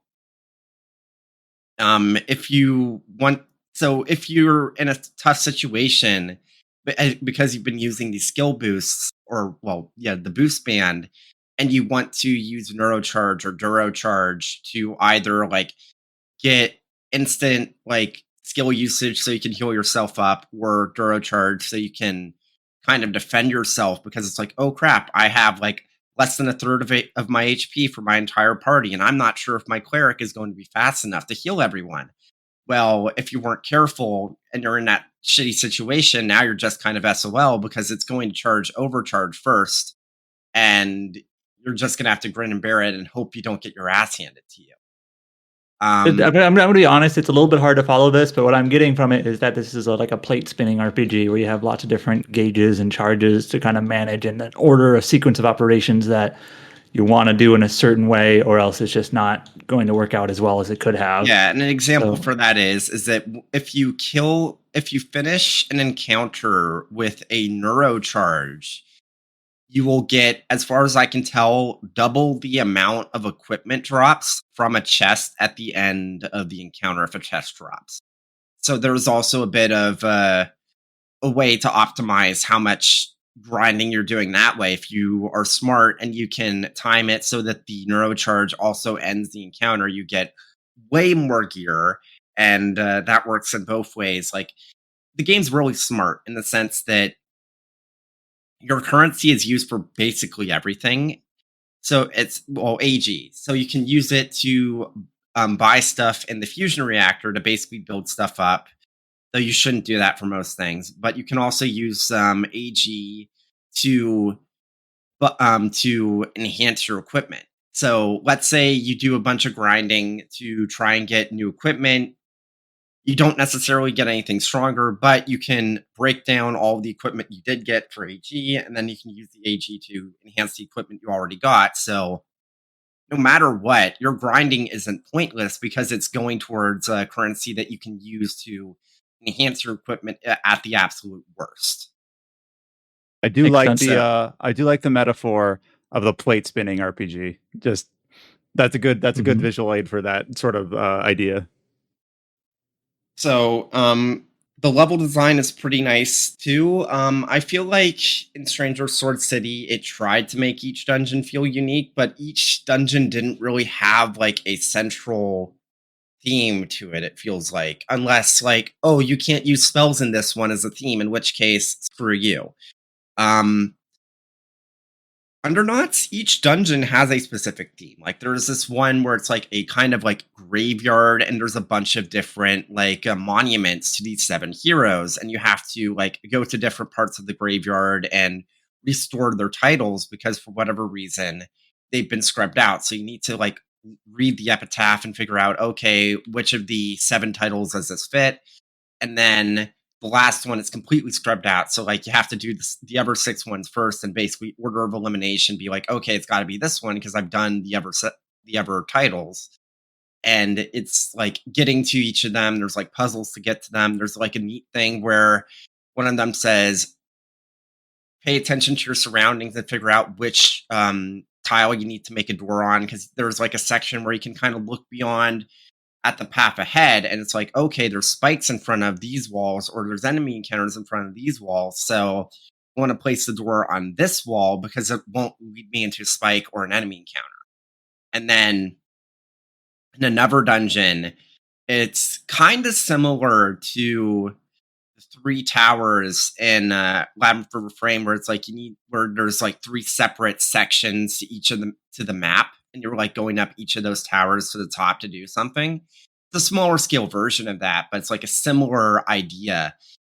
But there's less kind of running around, like figuring out different different ways to get into each tower from different areas. I still think the identity that Labyrinth of Refrain's dungeons are probably some of my favorite in a dungeon RPG, just because of how different each of them feels. But it's still pretty interesting, at least for experience and standards, that they managed to finally make dungeons that actually feel like they have their own identity and their own central gimmick to them without feeling like the gimmick is just meant to annoy you. Like, overall, and I'm pretty far into the game now, so I feel somewhat confident saying this, if I were to recommend a dungeon RPG to get somebody into the genre, I feel like Undernauts would be a pretty decent one to do it, because it's not simple enough. Well, it's not too simple where it feels brain dead, but there's enough depth to it to kind of get you hooked with the exploration, with the combat system. It respects your time to a certain degree with how much you can, with how you grind out equipment and whatnot. It doesn't really punish you for failing, unlike Stranger Sword City, where it's basically like, well, reload. And it's not the hardest dungeon RPG I've played, but it's a comfortable experience, if that makes sense. It's a comfortable playthrough. It's challenging enough without feeling like obscenely frustrating. Yeah, I'm enjoying it a lot. Do you think that are you enjoying it enough that you think it'll be in the discussion in a month or so for best games of the year. At least top 10. I'm still not sure about top 5 because I haven't finished it. We'll see, but it's definitely, at least as far as I'm concerned, it's top 10 material. Well, by the time we get there, I'm not sure exactly what everyone's slate looks like, but we'll probably, we encounter this every year where you might have to make a case for it depending on how crowded the list is in terms of not many people played it, but you'll have to, try to substantiate that standing if the top 10 is looking to be really crowded. Adam, I do plan on playing it. I was going to say, I bet Adam will, as that's what I was going to get to. And luckily, I've pretty much 100%ed Shin Megami Tensei V already because I had early access to it. So I don't have to worry about that this month. So I'll see if I can get around to it. I'll try my hardest. All right. Always the difficult stuff about end of the year, trying to make sure that we try to hit all the bases and give every title, whether it's a dungeon RPG or a big Atlas game, their fair shake when it comes to final deliberations. The last game that we have slated to talk about ahead of the honestly kind of light news section for the week is another game that released right around when Undernauts did. That's Super Robot Wars 30. So we obviously talked about this game before it released and when it released, with Josh spearheading the conversation there. We do have some more details coming up about the DLC that they've been kind of dealing out what the info is and doling out the release dates for those. But did you have concluding thoughts after having spent several dozen, if not triple-digit hours in Super Robot Wars 30, Josh? I fucking lied last time I talked about this game in terms of I was I'm not sure how far I'm at. Maybe halfway, at halfway. Because, I would think by the 30 to 40 hour mark in these games, the recent releases, that's about, halfway-ish. My final time on this game was 130 hours, give or take. It is one of the longest Super Robot Wars games in the entire series. I really enjoyed it. I think it's a really it's a lot of content, especially for a newcomer going in. Definitely go about it at your own leisurely pace. I kind of wanted to get it out of the way before SMT5 hits. And you did it just in the nick of time. In the nick of time, yeah. I mean, it was. I probably got it done maybe 2 days before SMT unlocked digitally, but it's a really fun ride. It's probably in my top 5 of these games. If I were to rank as Super Robot Wars games, this would probably be in the top 5 of them. The non-linear structure really does it wonders, and it did it was the right decision to place a heavy focus and emphasis on it when they're talking about the game, because it you really did feel like you were kind of choosing your own adventure in a sense of how that. Obviously, there's a huge roster to these games of anime series. This one just had a novel series that has never been animated, and whatnot. And obviously, you'll have your favorites among them.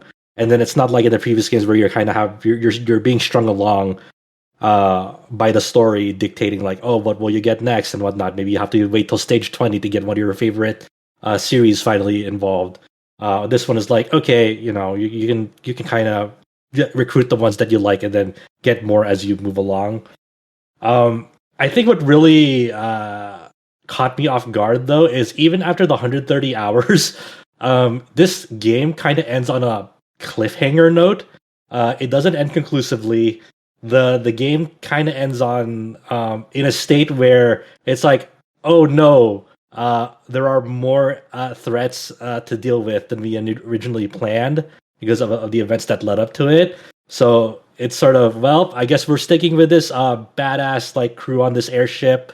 So no one really goes their own separate ways at the end. It's kind of the battle rages on. I assume, I don't know for sure if it the DLC will wrap it up, but each DLC drop has 13 main stages, and then the onboard missions are kind of their own separate mini missions, either optional missions or challenges stages or whatnot. So they're not part of the main plot. But I didn't think that the DLC would have story DLC or stages part of it. That's what I'm thinking it'll have. They haven't really said anything about the DLC stages. And that the first one of these is coming November 16th. or 17th, depending on time zone. And I'm at this weird like juncture now where I'm just like, well, I guess I should just wait for the rest of the DLC to start it, because I kind of want to. I kind of still need more time to kind of rest from it all, and also I just wasn't prepared for like an inconclusive ending, and I kind of wanted one. So I guess that'd be the thing that really caught me off guard. And the power curve to this game, the power curve in my game is like fuck to all hell, because of there were in the game where you're upgrading your airship. Sometimes you'll get like items from upgrading it. So like there'll be items that like you can cast this and you'll make it so for this turn you'll always hit an enemy, or you'll always evade incoming enemy attacks. At some point it'll give you items that says, oh, if you use this, it'll cast a spell on all your units that'll double their experience and money for the first enemy they kill on the map, which really stacks up over time if you keep using this on the stage. Even though it's usable once per stage, it adds up because average enemy level is always scales to around like the average of your units. So by the time I was like maybe 70% of the game of the way done in the game, like a good chunk of my people were already level 99. So that means like all the enemies and bosses I faced were like level 99 and whatnot. And I was like, okay, I guess. So it was weird. It was weird because I never usually like max out units in these games. I kind of like my final you just kind of stumbled across it without even trying. Yeah, pretty much. So that was. I wonder if they're gonna like unlock level caps and whatnot, but who knows? It was a fun ride. I didn't hate it. Naturally in these kinds of long games, there are definitely periods where it could feel like it's dragged out, especially in long strategy RPG games. I think it's hard to get around. Like you want to make a long game and it's a strategy RPG. Of course there'll be times where it feels like it's dragging out, especially like in this sort of like crossover series where they're trying to include elements and episodes from like the relevant anime series and whatnot. So like this stage might be like referencing or following the events of certain episodes from this from this anime series that's crossed over with another anime series and whatnot. So it's cool. Like I really enjoyed that a lot. I'll write a review when I get around to it.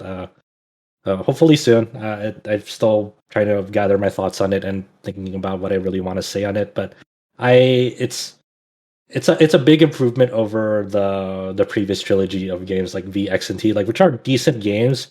It does share some of their problems. I mean, it shares some like long-standing SRW problems where the level design is kind of rote and like boring in a sense. Like the map layouts are they're always flat. They always feel flat. Terrain doesn't really make a big difference. There have been previous entries here and there that mess with the terrain and whatnot, and those were fun for me because I like interacting with stages. And difficulty wise, it's still pretty simple. Like especially on expert mode, when like in the hardest difficulty, like eventually you'll come to a point where like you'll kind of overpower anything that's coming towards you, even if they're level 99 plus. Even on expert mode. Yeah. It's not too big of a problem if you know how to like build up your units, and it's not crazy or anything. But it's kind of a weird difficulty design philosophy problem with like the whole premise of the crossover series of the SRW games, because at the end of the day, what people are really going there for is not for difficulty, it's for fan service. You just want to live the experience of like, what if these characters from Gundam interacted these characters from like Code Geass or something, or in Mazinger or Get a Robo or Combattler.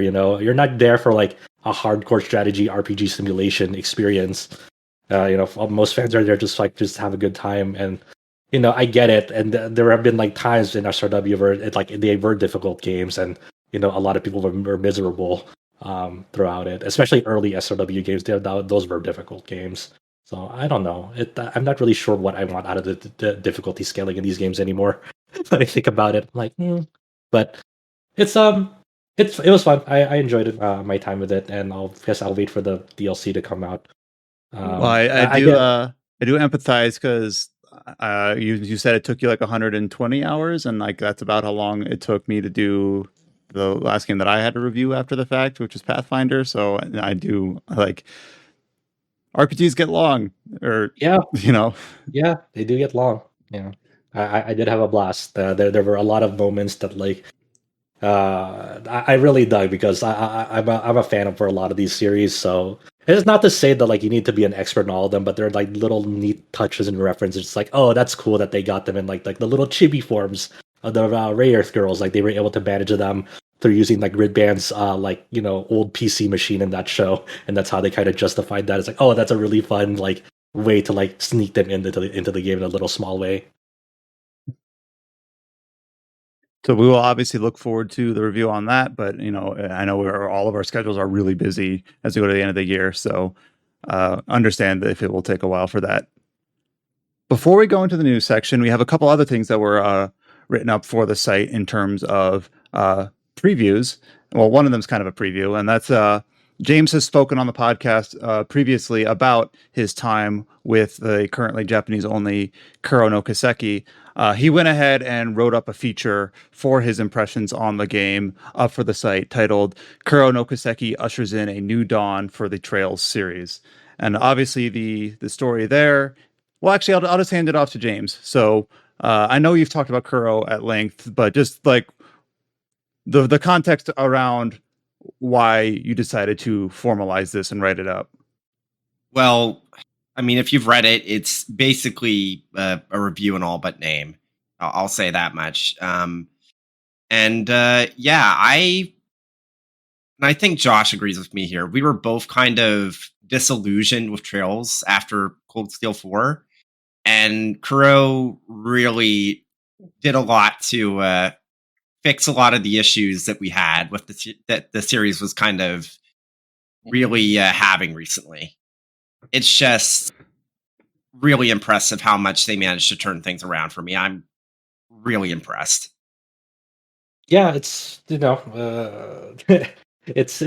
a really funny and fascinating game of like I'm very interested to see more impressions from people who are able to play it, whether it's like the spreadsheet translation that I'm sure it's being worked on, or the official release in several years. I'm very curious to see like what people think of it. Like I don't know if I'm crazy. Like when I think about that game, I don't know if I'm like, man, am I just really like like at some in some weird like mental exercise, like I kind of feel like do I like it because I was like so fed up with Trails in general that like I'll just take anything at this point, like anything that's slightly better I'll just think of like a masterpiece or whatever, or like amazing. Like I don't know.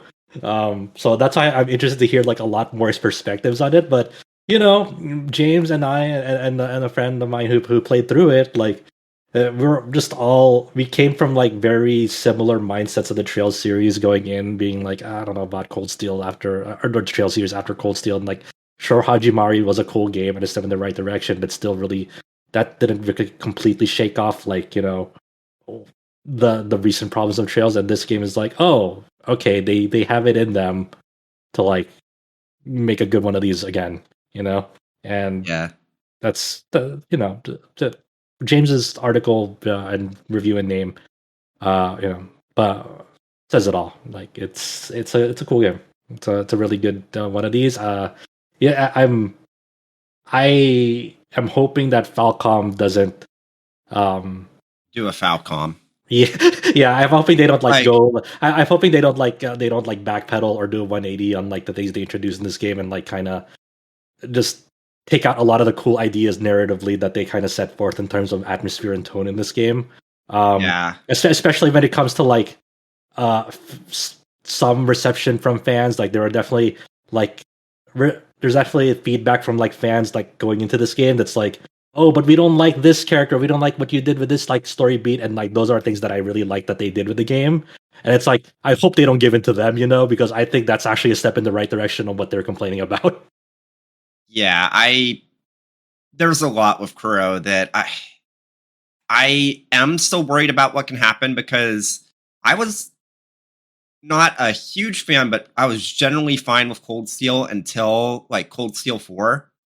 And it's definitely possible that some of the issues that I had with Cold Steel can still creep themselves back in. Yeah, you hope those habits are fixed and not just everything seems fresh because it's a new starting point.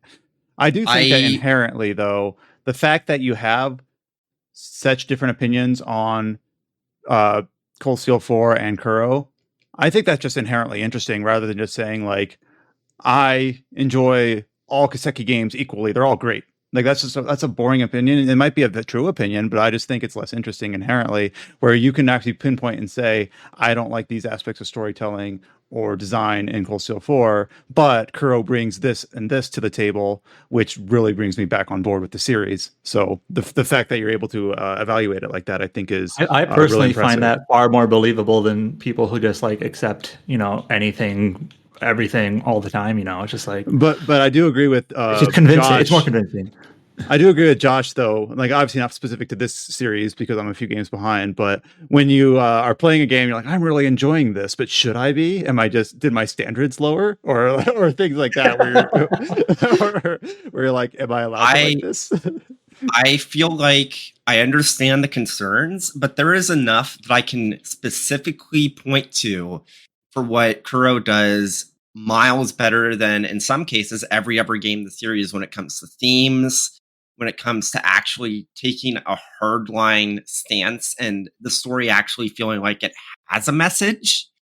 Where, like, I enjoy Trails. There's a lot of really good games in Trails, but most of the games don't really have themes, like a strong thematic like backbone to the story. At least I don't feel like it does. And Kuro absolutely does. And there's some things in there that I don't want to spoil, but I know Josh understands what I get at when I say that there are going to be some aspects of the fan base that are going to be really angry at this, and fuck them. Fuck them. Because there's some really, really cool stuff that Kuro says and does that is actually really surprising after the Cold Steel arc. It's going to be very exciting to see the Western Trails fan base and their opinions on immigration issues by the time the game comes out. Yeah. So check back in 4 or 5 years. Let's see if the noggins of the Trails Western fan base can really spin up and please work this time. I believe in you, Trails Western fan base. You won't let me down this time, right? Right.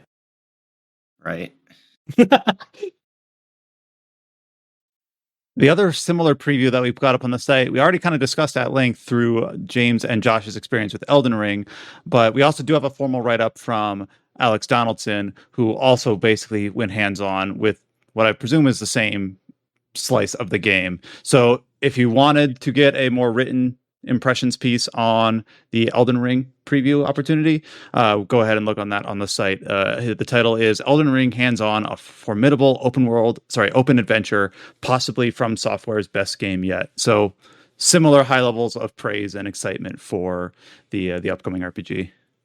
Also, as we spent at length talking about Shin Megami Tensei, Adam, who has basically bled this game for like the last 4 weeks. Obviously, he wrote up the review. Obviously, he's contributed to the discussions of it on the podcast. He has written a ton of guides with the assistance of Colin Black and Andrea as well. Colin barely helped. I'm just gonna say I kind of found some ideas off of him, but he helped. Sorry. All right. With minor assistance from Colin Black and Andrea. We have a lot of guides, whether it's about why does Colin get the blast name and Andrea doesn't? Oh, that's the Andrea Sheeran. All right, Sharon. But yeah, they have contributed to the guides, and some of the guides are just simple stuff. Some of the guides are full like quest lists and basically dialogue choices. There is a guide on the endings. It's all up there. It's something like 9 or 10 in total, or at least. But Adam, what's the canon protagonist name? Yeah, there isn't one. So those answers. So anyone who, if you're looking for details, large or small, in Shin Megami Tensei V, we do have them up on the site. So thank you so much, Adam, for putting those together. I know it was a lot of work. All right, the news section this week should be pretty small. Not a lot was announced in the last 7 days. So we'll just go through these and see what we think.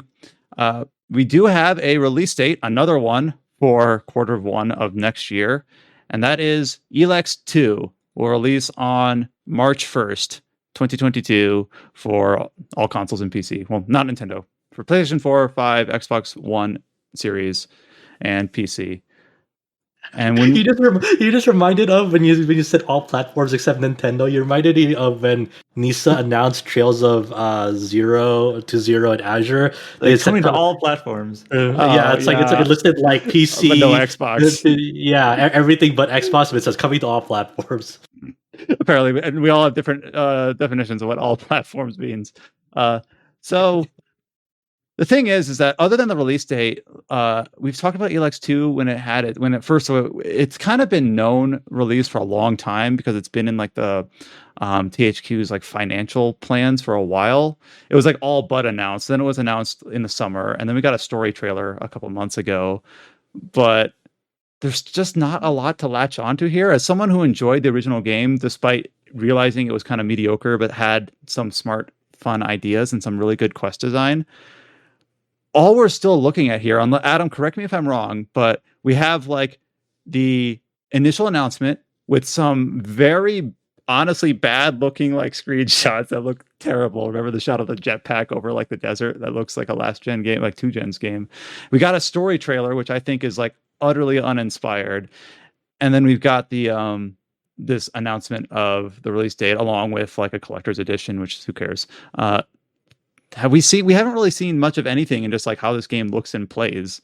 So it's hard to really get excited for it. They showed gameplay at like a press event sort of deal, like an online like press gathering or whatever. And okay. I think maybe they gave some B-roll for people who like creators that want to make like preview videos. Like here's some B-roll footage that you can use.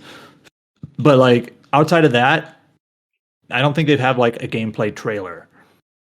And to be honest, the gameplay they showed, it did kind of just, imagine what you'd expect a modern Eurojank open world RPG to look like. And like, yep, there it is. I don't think people played Elex for its visuals or its like design, like aesthetics, perhaps. Yeah, I don't like how the protagonist looks. I think that the premise doesn't seem that interesting. This is going to be kind of one of those Wasteland 3 situations where I'm just going to have to dive in anyway and hope that there's like a diamond in the rough, because right now most of the marketing I think is pretty rough. It's weird because it's not like Elex 1 has like a high standing. It's not like it was like this amazing game that people like unanimously agreed was worthy of a sequel. A lot of people didn't like Elex 1. It's not rated that highly, but it kind of has a little bit of cult classic, as much as it can be for only being a few years old. And it's kind of like riding that into the sequel. I just hope it ends up being an improvement over the first game, but nothing about it so far really suggests. Are you planning on playing it? Well, I would say yes, except for the fact that this is March 1st, and when is Elden Ring coming out? Like February 4. Yeah, so that's February 4. Yeah, it comes out like a week after. Not even a week. Not even a week before. It's like because February is short. Yeah. Like how about this? Before.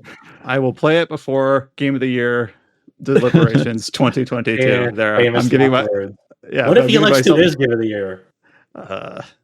I'm hoping if it, I would love to be surprised. It's just that it's not selling itself well, at least not to me. And I enjoyed bits of the first game. We should have probably talked about this when we were talking about Kuro with the write-up shout out a couple minutes ago, but we did get confirmation that Nihon Falcom will release a new title in the Kiseki / Trails series by September of next year in Japan. So this wasn't really a surprise because we do know that Falcom has been doing annual releases for a while, typically hopping between Trails and Ys. Basically, this just came out of their fiscal year report that ended in September of this year. For next year, it will be another Trails title, a follow-up to Kuro. No Ys title in the pipeline, as far as we know. So that's pretty much what gets nailed down there. So this will be the third consecutive year there'll be a Trails title. I'm trying to think of the last time they did that, if of a third 3 times in a row.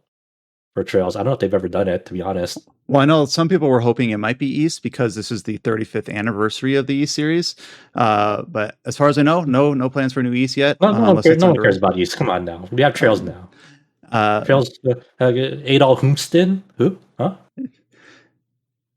As part of this briefing, there was a nugget that might be a bit interesting, that Falcom will start releasing Switch games on their own, starting with Nayuta Boundless Trails next year. We also did see the Nayuta Steam release, supported by P3, go up on Steam for the Japanese release of that. So that there's just some interesting momentum there in terms of Falcom's publishing, at least in Japan, in terms of what platforms are supporting, partnering with P3 for a PC release for a Japanese PC release. So just kind of some interesting momentum there, and seems like, are these the cogs that need to start turning in order for needs to have less on their plate for localization efforts if it's already got a Switch version in Japan once it gets to that? I don't know if there's anything else to really glean from that particular piece of information. Okay, how many Trails games will we be behind by the time it's very possible it's very possible that this unannounced Trails game or untitled Trails game will release before we get Zero. Yeah, for sure. That's like Zero possible. Is supposed to be fall next year, so it could be before September, but it could be later. It's just like we might be facing like a weird situation where like 3 games behind by the time Hajimari comes west. I was actually and Azure are both 2023, right? Yes, and as Boundless Trails, but that's like a spin-off. But I was looking into Josh's question about like, have they done three titles in a row before? The answer is sort of. In 2010, they released Trails from Zero in Japan. In 2011, they released Trails to Azure. In 2012, they released Boundless Trails. Okay, so does that third game count? Yeah. But also in 2012, they released Memories of Salsetta. So they released 2 games that year. My overall take on this like announcement is I honestly find it kind of boring, just to like another Trails game. Like, I don't know, just it's Falcom's Call of Duty. Falcom is Activision now. They only focus new material. I don't know. But we just heard about how Kuro is like a shot in the arm for the series. So that'll be following through with that. You don't need a new title every year. I mean, we saw how much time it took to get Shin Megami Tensei V. We saw how much time it took to get Arise. It does kind of make you wonder, like, if they allowed one of these to cook for 3 years, like what the ceiling ends up being. Look at the release window between Cold Steel 2 and Cold Steel 3. What was that release window? It took a while for Cold Steel 3 to come out after Cold Steel 2. Well, obviously, we'll get a similar idea, not with Trails, but with East, whenever the next East games comes out, probably 2023. Because the same team has been working on that East game since 9 came out in Japan in 2019. So it's going to have a lot of time in the oven. Okay, the better question is, when is Falcom ever going to like make some like a new like game again besides Eastern Trails? Never. Never. Like even Atlas had the balls to like do Catherine, It's like, hey, why don't we make a new game? Supposedly working on Project Re Fantasy, although it's been literally like 4 years since we've seen anything from it, even conceptually. No. Really? I thought we saw something. I know there was.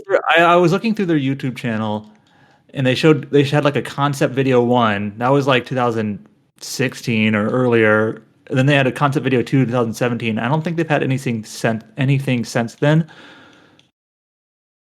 I mean, maybe they showed like a more concept art, but still, it's been a while, and we still haven't gotten anything that's like actually like a rendered game screenshot. It's all concept art still. Which concept art is really important. It's been many years now. Anyways, I'm kind of just that they are doing something new. That's a bit of a tangent, but yeah. So I don't think it's boring. I just think it's like not a shock. Like, oh, they're working on another Trails game. Like, it was either going to be next year or the year after. Like, that's all they nailed down. Like, okay, I was expecting that kind of anyways, but now we have confirmation. Other news: water is wet. Yeah, kind of. We talked about this, I think, 2 podcasts ago, where now we are at the marketing point of Atelier Sophie 2, The Alchemist of the Mysterious Dream, where it's really just diving into specific character bios and personalities and concept art and things like that. We talked about the introduction of Elias and Alette back in October, so last month. And now we've got Diebold and Elvira. So talking about just new characters are doling out through these little press releases. We got some more details on some of the features in Sophie 2, like a weather system and some of the harvest systems. A lot of screenshots, and I know a lot of people are really attached to some of the screenshots and some of the character art in those, but otherwise it's just kind of like really into like the minutia now. And in my opinion, I'm at the point where you're either interested in Atelier Sophie 2 or you're not. So that's all up on the site. I'm interested in like when I think about Elvira, I think of the pinball machine for Elvira. That's what I think of, and I like pinballs, so I'm interested in that.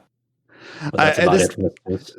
This is a bit silly, but one of the characters, Diebold Lawrence, he looks kind of like a Dark Knight, broody sort of character, a gloomy man who wields 2 swords and works alongside Elias. While he may look sincere and honest, he is actually stubborn and inarticulate. Actually, I wasn't expecting inarticulate to be like a character trait, but I saw some people like looking at his art and be like, "Who is this? That guy is hot," or whatever your takeaway is. Yeah, you can only have these base level takeaways when you're just looking at their character art and you haven't really seen them in game or in the story yet.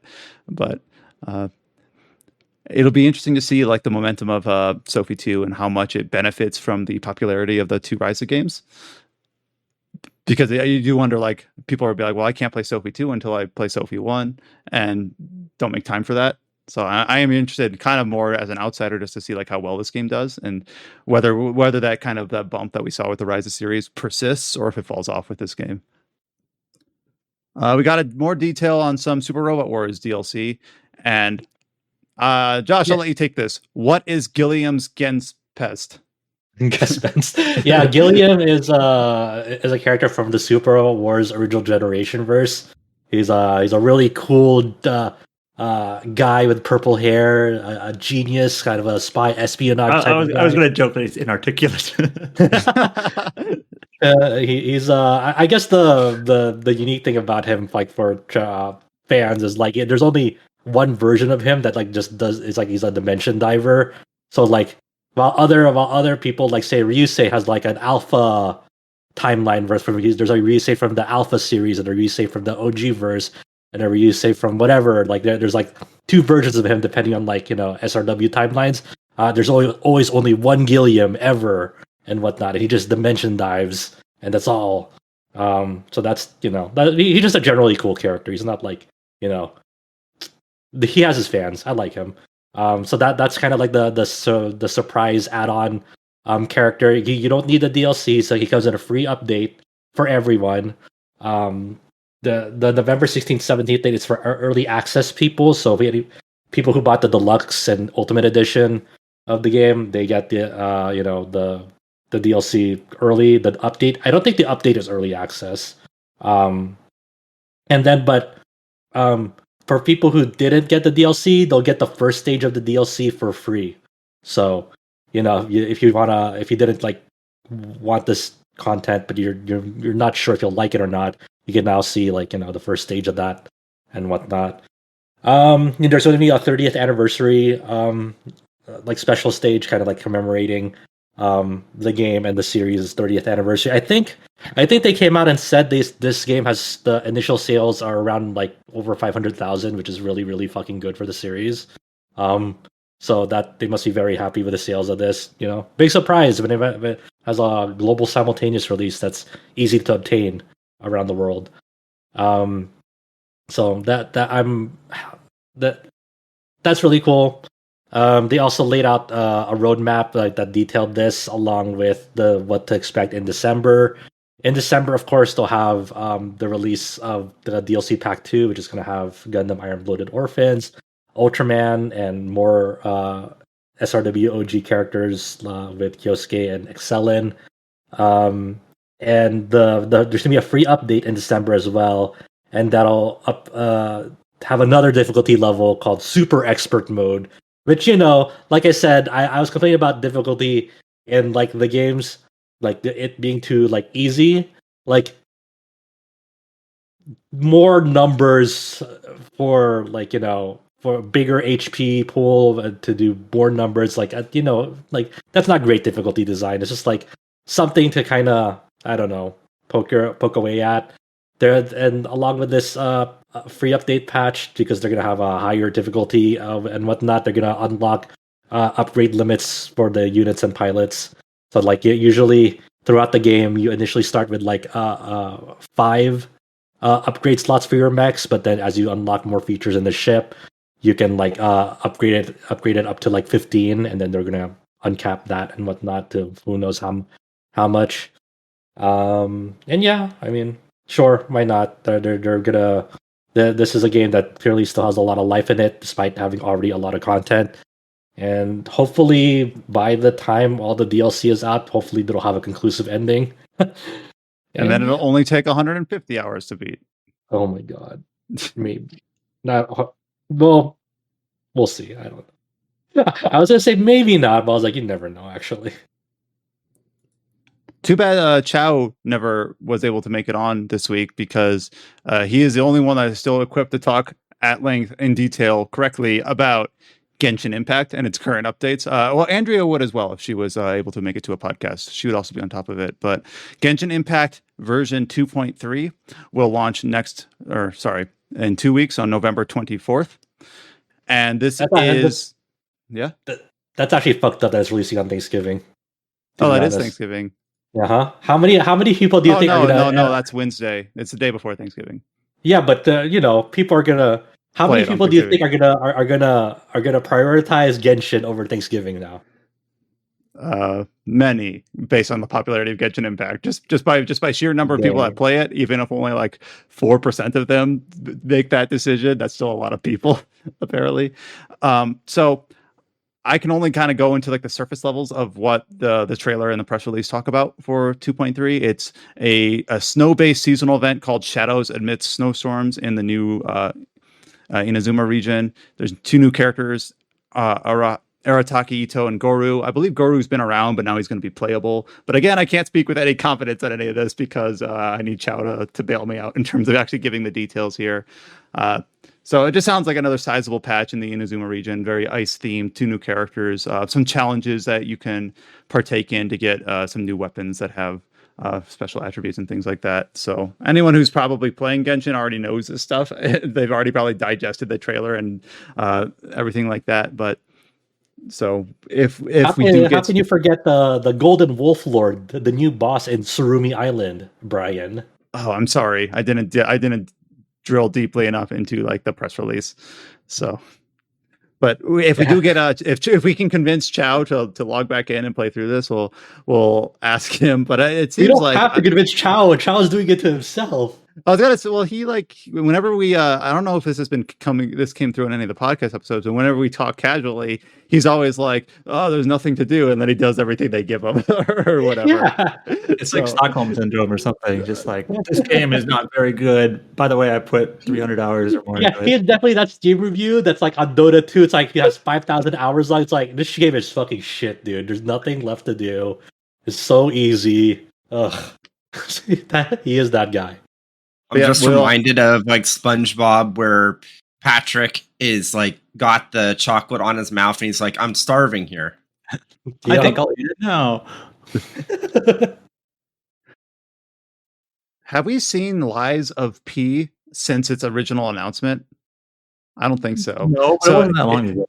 If you don't remember, Lies of P is the very weird concept of a grim, dark, Souls-like game based on the story of Pinocchio. This was announced back in May from NeoWiz and Round 8 Studios, the teams behind Bless Unleashed. And at the time, we just got a concept art, a CG trailer. But now we have another teaser trailer with some gameplay from the alpha. And it looks interesting. But the thing is that if you didn't tell me that it was based on the story of Pinocchio, I don't know if I could have like called it out. You know what I mean? Yeah.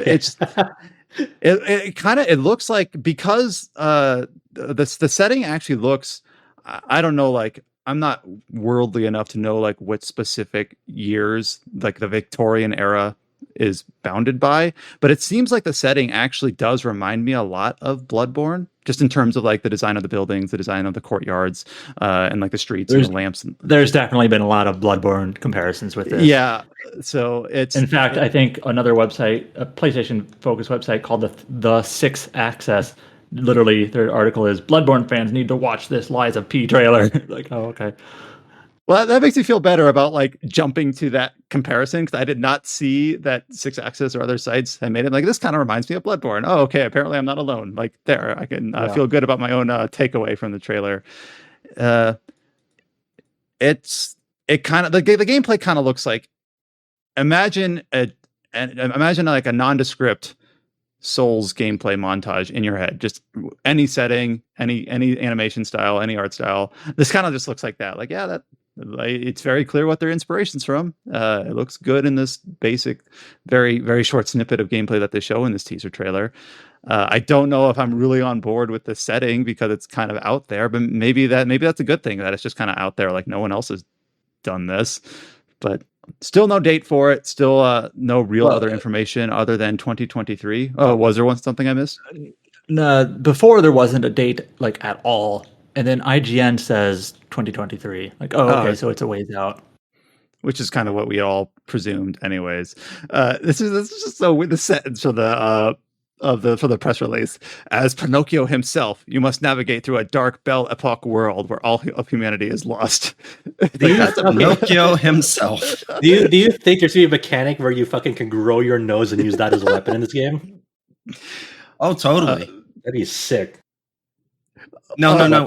What if there's a morality system and the only indicator that you're becoming more evil is that your nose gets bigger? What if it's like the Demon Souls on like tendency system, but it's with your nose? Here's something from the press release. The more you lie, the more human you become, with all the advantages and disadvantages that entails. Wait, so is that how it's supposed to be? The more you lie, the more human you become? Well, the thing is that unfortunately, I think most of us have the Disney-fied version of the tale, when we already kind of know from like Hunchback and from other like long folk tales that they're really sanitized and really made. Even sanitized. Disney Pinocchio is pretty dark in places. That's true. Like, this is the original Pinocchio story. Like the original is like darker. Mm-hmm. And I see some people also making the comparison between Spider Studio Steel Rising, which is another kind of like Souls like clockwork. It's like, it's not steampunk, it's like gear punk.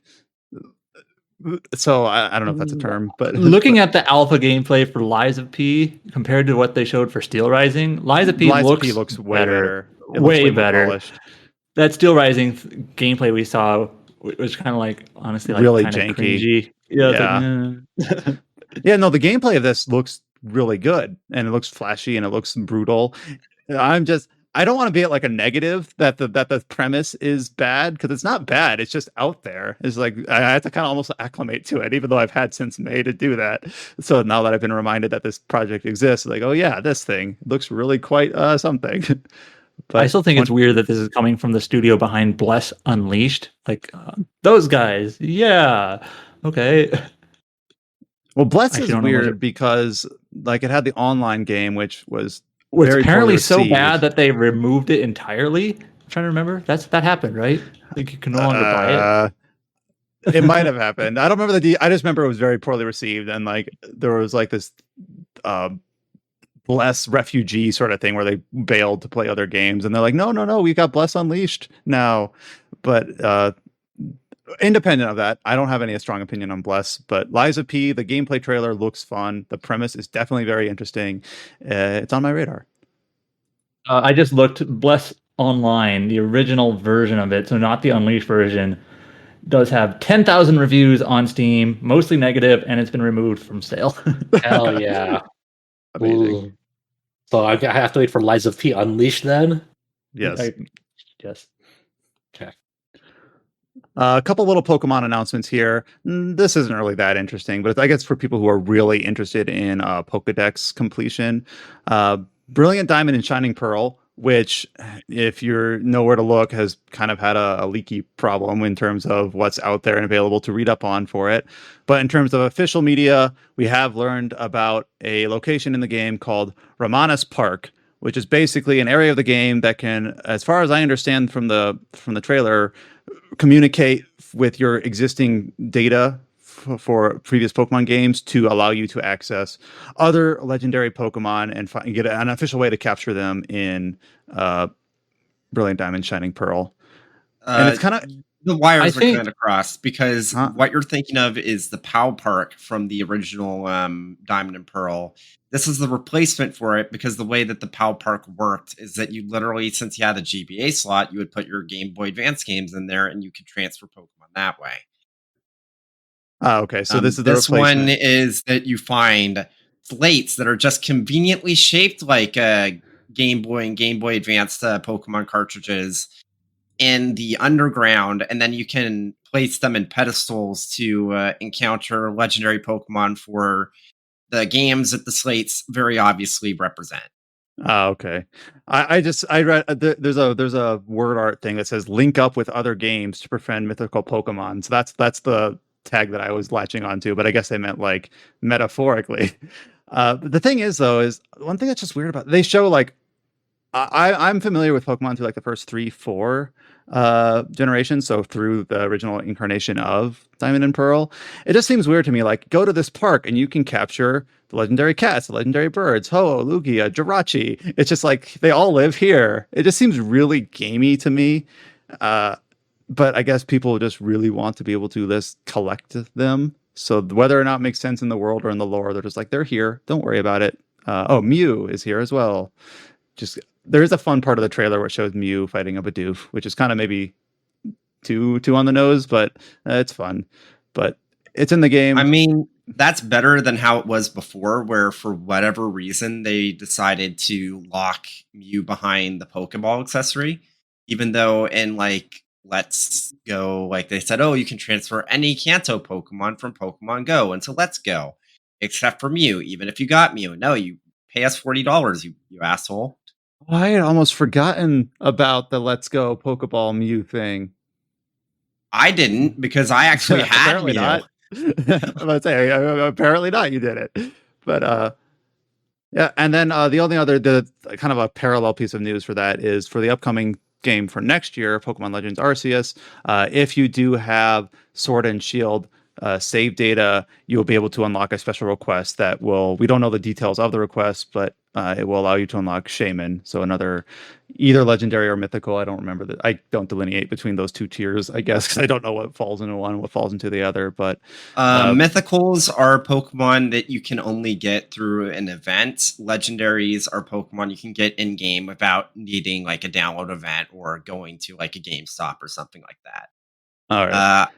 It's funny because the Pokemon Deoxys used to be a mythical, but you can just catch it in Omega Ruby Alpha Sapphire, so it's just it got demoted. Now. Yeah. And then if you own Let's Go Pikachu or Let's Go Eevee, you get some cosmetic items in Arceus, which not surprising. It's a Pikachu mask or an Eevee mask. So cool. Yeah, neat. We talked about this very briefly last week about how we finally have some details about the inclusion of Spider-Man in Marvel's Avengers, how he's showing up for the PlayStation versions at the end of November on the 30th, but how there was no details other than the date, no screen. All we had was like the logo on the roadmap. We then got a cinematic like still, then a trailer, and then some screenshots, which are just screenshots of the trailer. So, Adam, you're the one that maybe dives into this more than anyone here. Have they shown Spider-Man in game outside of the this little CG trailer for him? I don't think so. Yeah. Because the IGN like exclusive reveal was like the cinematics. Like it was just a cinematic trailer with screenshots of the cinematic trailer. I'm actually going to the website right now. there's a couple of like renders, like so you can maybe see what it looks like in the game, but not really a screenshot.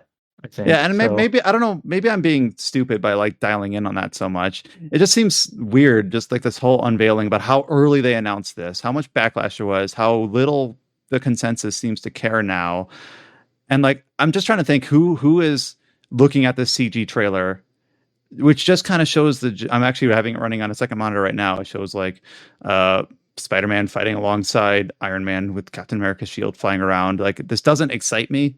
I don't know. It's like, well, it's just, how many views does that trailer have? It's probably a ton. It's the IGN upload. 75,000. I don't know if that's a lot, but it is a lot, I guess. I expected more than that. That's from the Marvel's Avengers. Maybe I have to go to the IGN. What's the IGN one have? Yeah, I'm gonna guess it's got to be several 100,000. Let's see. Oh, 2.2 million. Never mind. Oh, there you go. See? So apparently I am just like completely not in the audience for this. I'm looking at this, I'm like, who cares? Oh, apparently tons of people care. All right, so if you're a really big Spider-Man Marvel, November 30th. Tell me how much you enjoy him in your Avengers experience. And what do I know? 2.2 million. So watch this be just like, even though it's not, as far as I understand, it's just like an event with Spider-Man, and he's not going to be like playable otherwise. But wait, is it a time playable character? Not time limited. It's just like he's only playable in like a certain like situation in the game, and not like a fully upgradable character that you can take on raids or whatnot. I'm pretty sure it's part of like I think so. What the fuck? So that's weird. But watch this be like a kick in the butt that this game needs to apparently do really well, because just people love Spider-Man so much. I don't know. Oh, I'm sure they're hoping for that. Even though it's only on PlayStation and not Xbox or PC. And even though it is not the PlayStation Spider-Man Miles Morales version of Peter Parker. So it's like we've seen Spider-Man show up in like Marvel's what is that Switch game? Alliance? Ultimate Alliance. Ultimate Alliance. I couldn't remember what the adjective was. Like Avengers Alliance. So Ultimate Alliance, like Spider-Man showed up there. It's not like Sony has the rights to all incarnations of Spider-Man in all video games, but apparently they pulled whatever needed strings to get him here, and we'll see if that ends up paying off. At first I would have said like probably not, but 2.2 million views on the reveal trailer. Maybe this will be something more, and I am just being too much of a cynic. You're just reminding me that, man, they should really fucking release Ultimate Alliance 3 on PC, because it being a Switch exclusive is a big ass bummer. That's a fun game, but man, the performance is rough. Same with SMT5, by the way. I was trying to think of a tactful way to like say like maybe the same future's in store for Shin Megami Tensei.